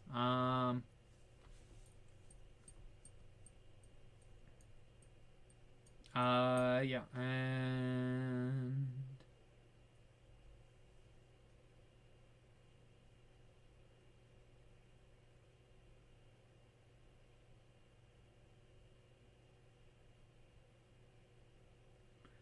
yeah, there's a bunch of little things that happen in this episode that are rearranged this way, that don't matter too much. And then Dave Davenport has come and stuck from time as the season finale because this episode works so well as a season finale. It basically feels like a season finale. I also am having Dave and Helen starting dating in this episode, which is earlier than it happens in the comic, but I also think that's fine.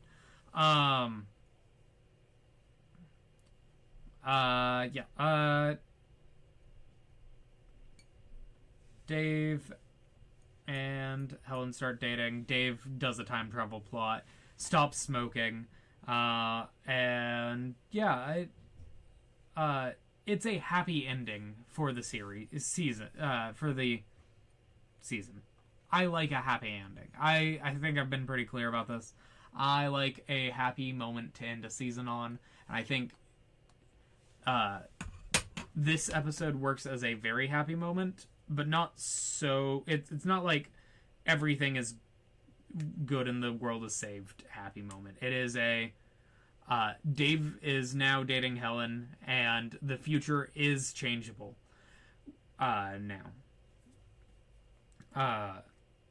The actions of our present can change the future, which is something that the battle for the lost diamond mines brings into question. There is a point where Mel, while at Dr. Narbon's space, finds an old VHS tape that was sent from the future to the past, and it is of future Mel, who is the president, basically saying, "Hey, you need to kill Dave Davenport." Because if you don't, things are gonna get real bad. And so, yeah, because of this,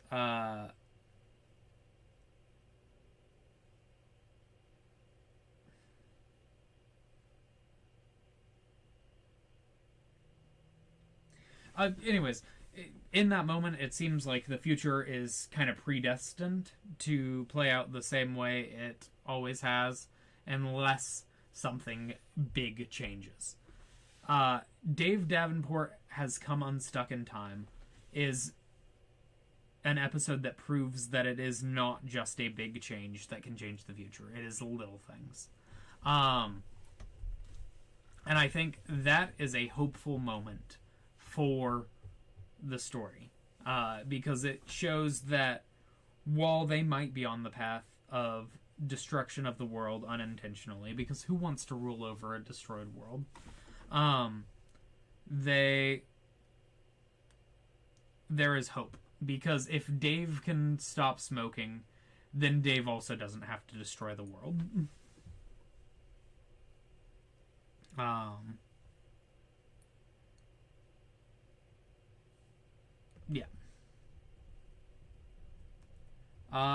Season 3 opens with Angels. This actually opens with the plotline hiccup, which is setting up the status quo for the rest of the series, where Artie can turn back and forth from human to non-human. It's cool.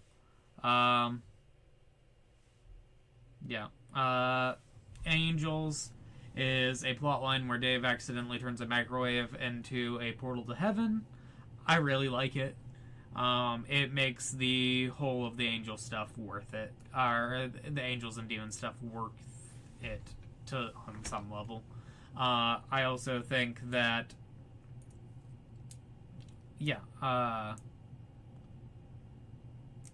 this is also where I'm going to have Artie give an ultimatum,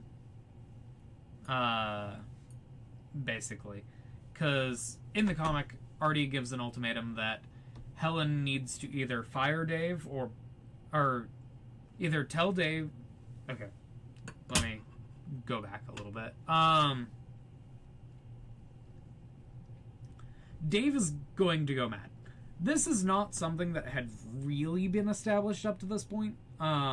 It is something that's hinted at throughout the series, but it is not actually revealed until the Lovelace conspiracy in the comic. That Dave is on his way to becoming mad. I think that if we open the season with the reveal that Helen has been experimenting on Dave to try and understand latent madness better. I'm still here, rinsing the dye out of a shirt. Nice. I think that if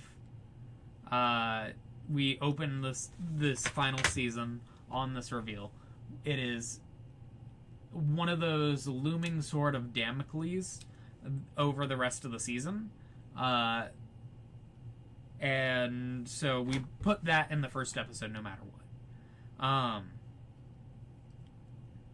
And then, so So Artie offers the ultimatum that Helen needs to either tell Dave that he's going to go mad or fire him. Slash break up with him.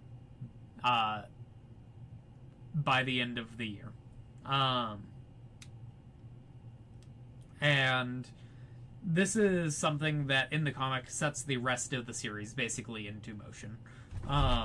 It is an ultimatum, and it works very effectively. And we'll get into it. Zeta Vincent, Hell's gerbils slash robots. I think gerbils sounds better, but robots works better. This is another Hunter S. Thompson reference. All of the Zeta Vincent episodes in my version have specific Hunter S. Thompson send-ups as the name. I also include the idea that Seth and Caliban are living together in this version. Because I like that. I think they should have lived together. But I also kind of just like anytime two random characters that haven't had much reason to interact start living together. I found out recently that Steven Universe at one point had the idea that Sadie and Lapis were going to live together for a while, and I feel cheated that that didn't happen. I think that would have been a really fun plotline. So yeah, I just like seeing characters that have not interacted much should become roommates. That's my opinion. Characters that don't make sense to be roommates should be roommates. It's fun.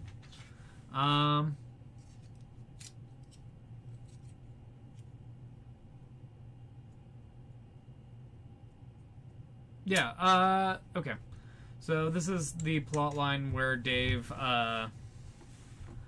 takes a bunch of robots up to Mad Blood clone robots. I'm going to be honest, if I was roommates with Lapis, I'd crack. In what way? I wouldn't complain about it, but I would crack. In what way? You know, I think that if we had gotten Sadie and Lapis as roommates for a bit in Steven Universe, we would have gotten the Steven Universe episode about doing the dishes, and I think that's really funny. Yeah, you'd go crazy. Lapis is... Oh, boy. Oh, jeez, I just broke my pen. Annoying.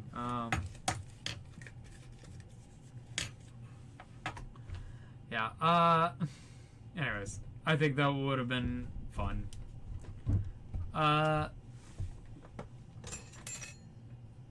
Okay, yeah,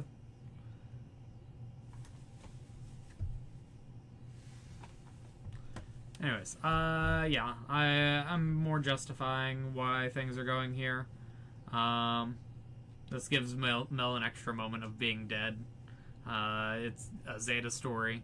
Because Mel dies at the end of Angels. Mel gets subsumed by heaven at the end of Angels.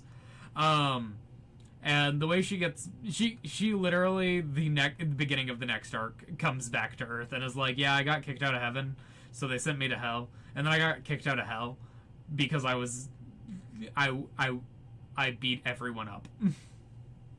And that's in character for Mel. Mel is the weapons expert. She can do stuff like that. Alright. And then, yeah. So, then the geek happens. I explained that weapons placement earlier. The Lovelace affair happens.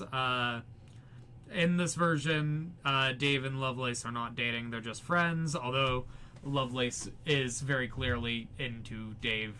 Dave is oblivious to this fact, though. I think this is a good moment. I am also having H as H, the plotline where Artie meets the hamsters, happen in the same episode, because I think that plotline feels like a subplot to this episode.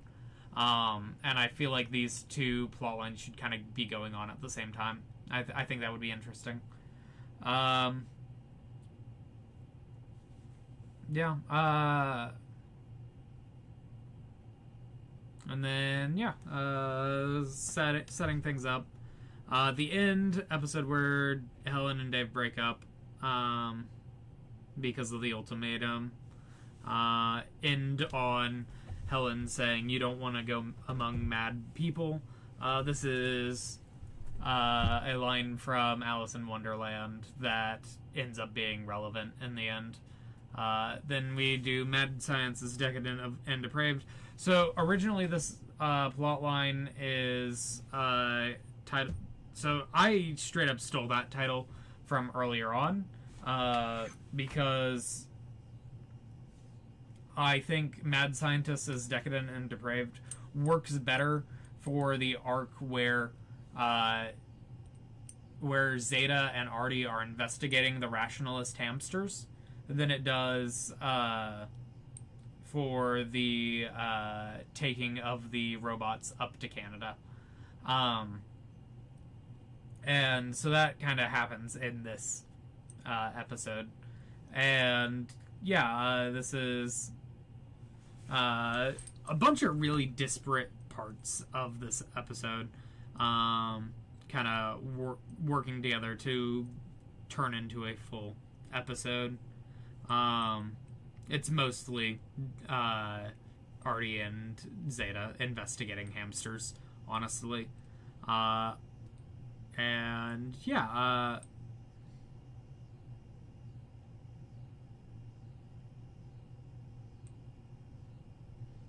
episode 7, Madness. This is the one where Dave goes mad.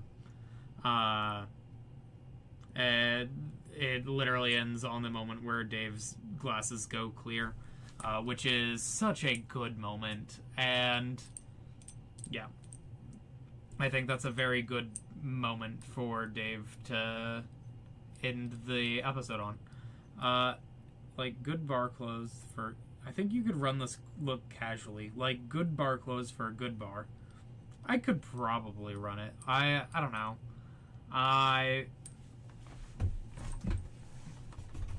Maybe. We'll see. I might wear the glasses more often. I think if I wear these anymore, I want to get contacts so I can actually wear them, because I can't see in them. Like, it takes me a moment to actually focus. I also don't go to the bar often. I'm also wearing jeans right now, which I don't know if you can see that. And mostly because Helen wears jeans, although I think I would probably wear a skirt instead, because I prefer skirts. I don't know. I kind of feel like I look too much like a guy right now. And that's my main problem with this look. I kind of look like a shitty guy and not a weird mad scientist. But also, that's kind of fine. I really do like the evil shirt. I made this yesterday in like 5 minutes. Because I was like, this is a shirt that is really going to bring this whole look together. Helen doesn't always wear a shirt that says evil. For a while, she actually wears a variety of shirts. So I considered wearing some sort of band shirt. Who? Elton John? Maybe. Yeah. You know, I don't really want to look like Elton John that much.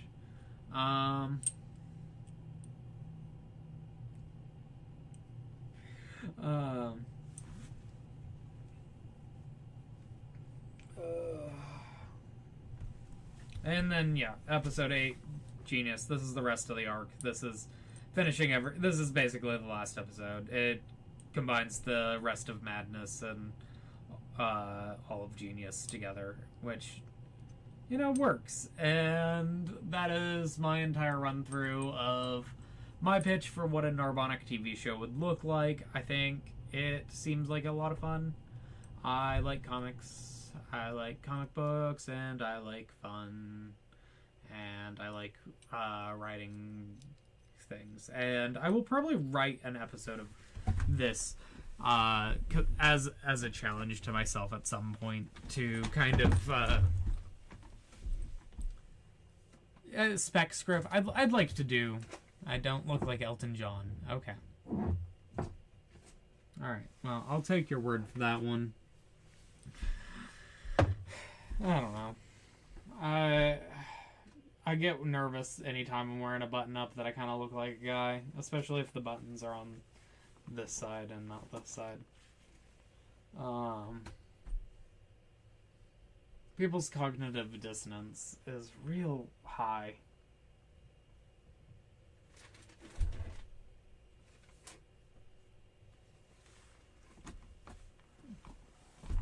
I like fun, and so do you. That's true. But yeah, I'd probably write Professor Madblood and the Crystal of Marinia at some point as a spec script, because I think I could adapt an episode of this, and I want to prove to myself that it is possible. It's such a stupid difference to make for shirts. It is. It is a stupid difference. I kind of like it, but I also kind of hate it. I don't know. It doesn't matter. Gendered things are weird. Like, it should be left-handed versus right-handed. Probably. And yeah. So, that is my pitch for a Narbonic TV show. I want to, I don't know, be a writer on it, I guess. I think it'd be fun. I am burning out and feel like I have spent a lot of time talking, which means that I should chill out.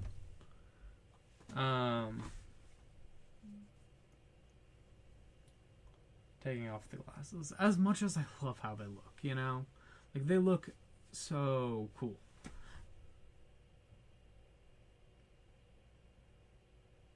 God damn, I'm tired.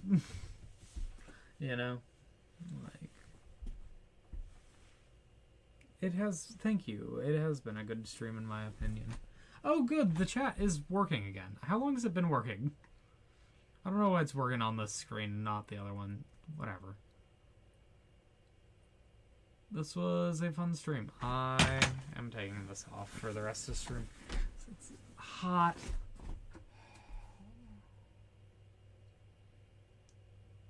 I'm tired. My head hurts. They really do look good in blonde. I saw them after my hair finally dried out the other day, and I was like, wow, this looks great. I had no idea this was going to look as good as it does. I feel like I should have gone blonde years ago, probably. Yeah, I like it a lot. I think it fits me well. I was a little afraid there for a moment that it wouldn't look good, but it really ended up looking quite good. Let's see if I have a picture of what it looked like there in the middle for a moment. No, I don't. Okay, whatever.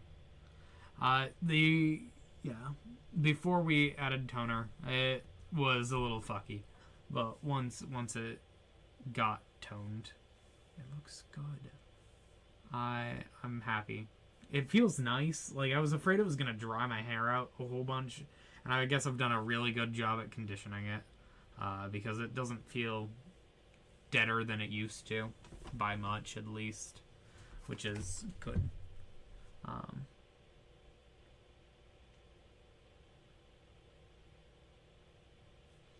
Anyways, we love Fat Woman here because that means I get to cosplay characters that have my body shape, and Helen definitely has the same body type as me, or similar enough.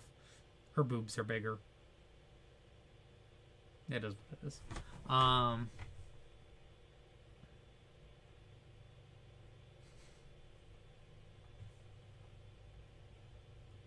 My hair is a little bit curlier than hers is because I didn't want to actually comb my hair out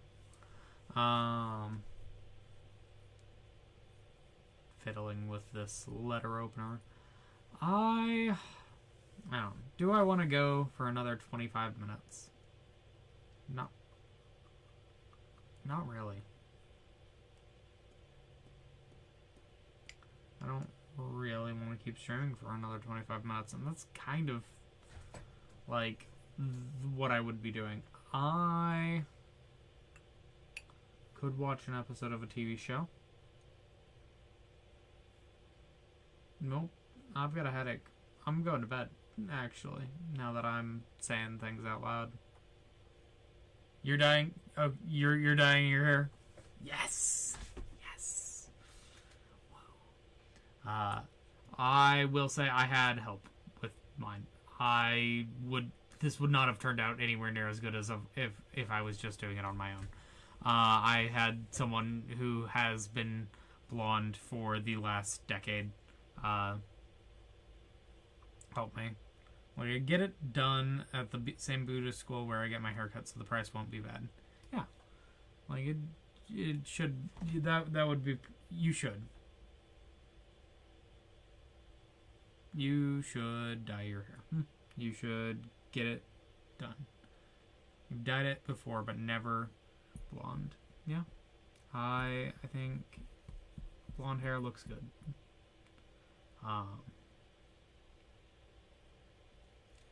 I joked the other day that I was not beating the autogenophile allegations whenever I saw myself in the mirror with my hair out all the way.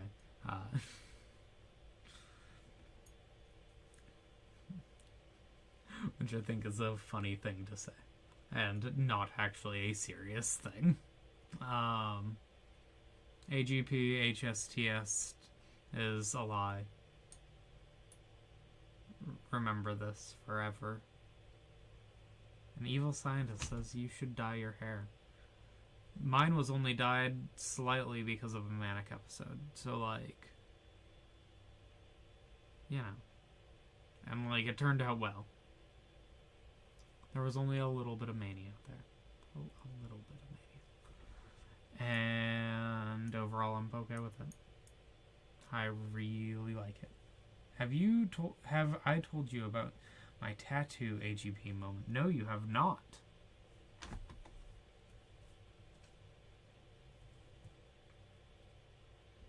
I probably need to stop hunching over. I also don't like that, and I don't want to cut off the top of my head, and I also don't want to show that much.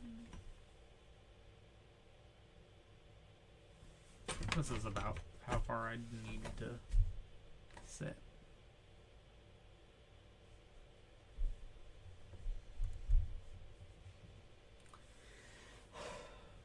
Putting back on this.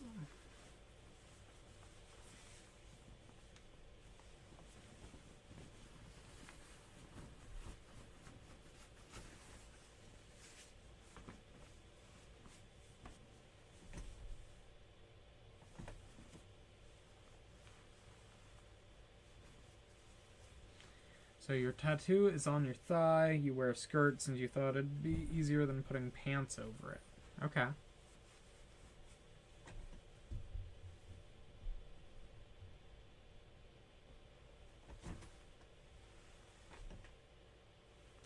So they get done, slap that big plastic bandage on it, and then you hobble out. Okay. Yep.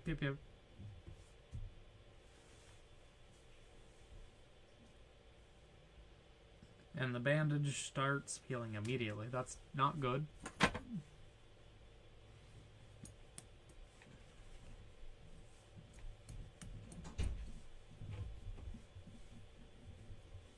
And there's blood running down your thigh that you can see because you're wearing a skirt. Yeah?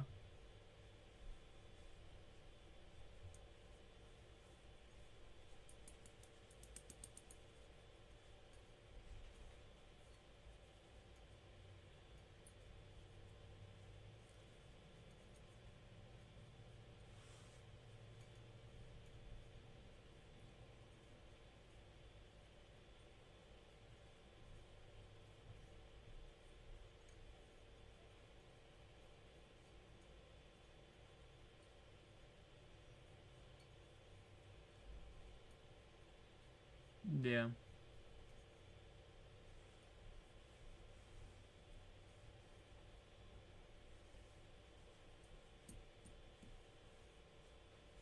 Yeah. That's good, at least. I don't think I've seen your tattoo on your thigh.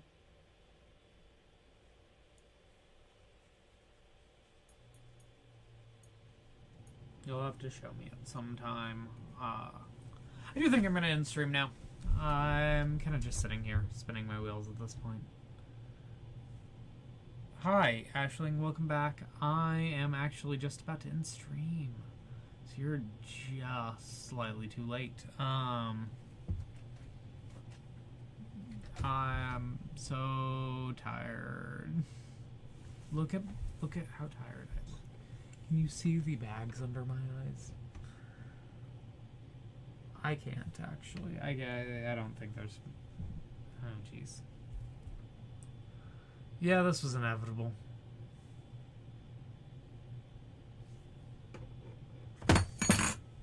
This was inevitable to get them stuck in my.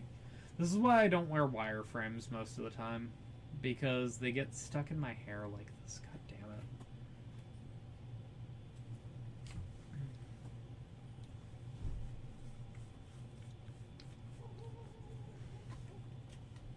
Gonna send the stream to the Narbonic crater. I have the potential to do that. You know, like she checks Blue Sky and stuff, and like I sent her a message one time on Patreon and she responded. So, like, you know. Oh.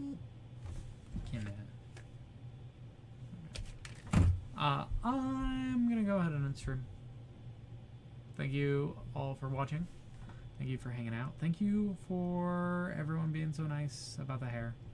I thought it wasn't gonna be great, but I really like it. And I may just edit it down to the TV show pitch. I don't think you should do that. I don't think you should do that. Anyways. I will probably edit the presentation and upload it. I did make new channels on YouTube today. One of them, this will probably go on. One of them is going to be a place where I upload clips for my stream like that, where I upload presentations that I make and the such. And anything, like if I ever finish the Milky Monday edit, that'll go up on that channel also. Anyways, we're gonna fade to black over the next, like, I don't know, 15 seconds? Yeah, let's go fade to black over 15. That is not 15 seconds. That was 1.5 seconds. Oh, what? No, fade to black. Let's do, I want like a long fade to black. Let's go back to face cam. We're fading back up, I guess. Oh wait, that's not what I wanted. This isn't working. Oh, I broke things, didn't I? Okay, well, we're ending oh, wait, there's me coming back up.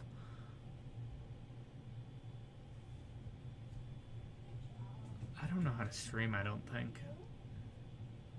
Did you know that? I've got no idea what I'm doing. Fade to black. Oh, well, we immediately did that. Alright, well, whatever. Good night. Good night, good night, good night, good night, everyone. Bye. Bye, bye, bye, bye, bye, bye, bye, bye, bye.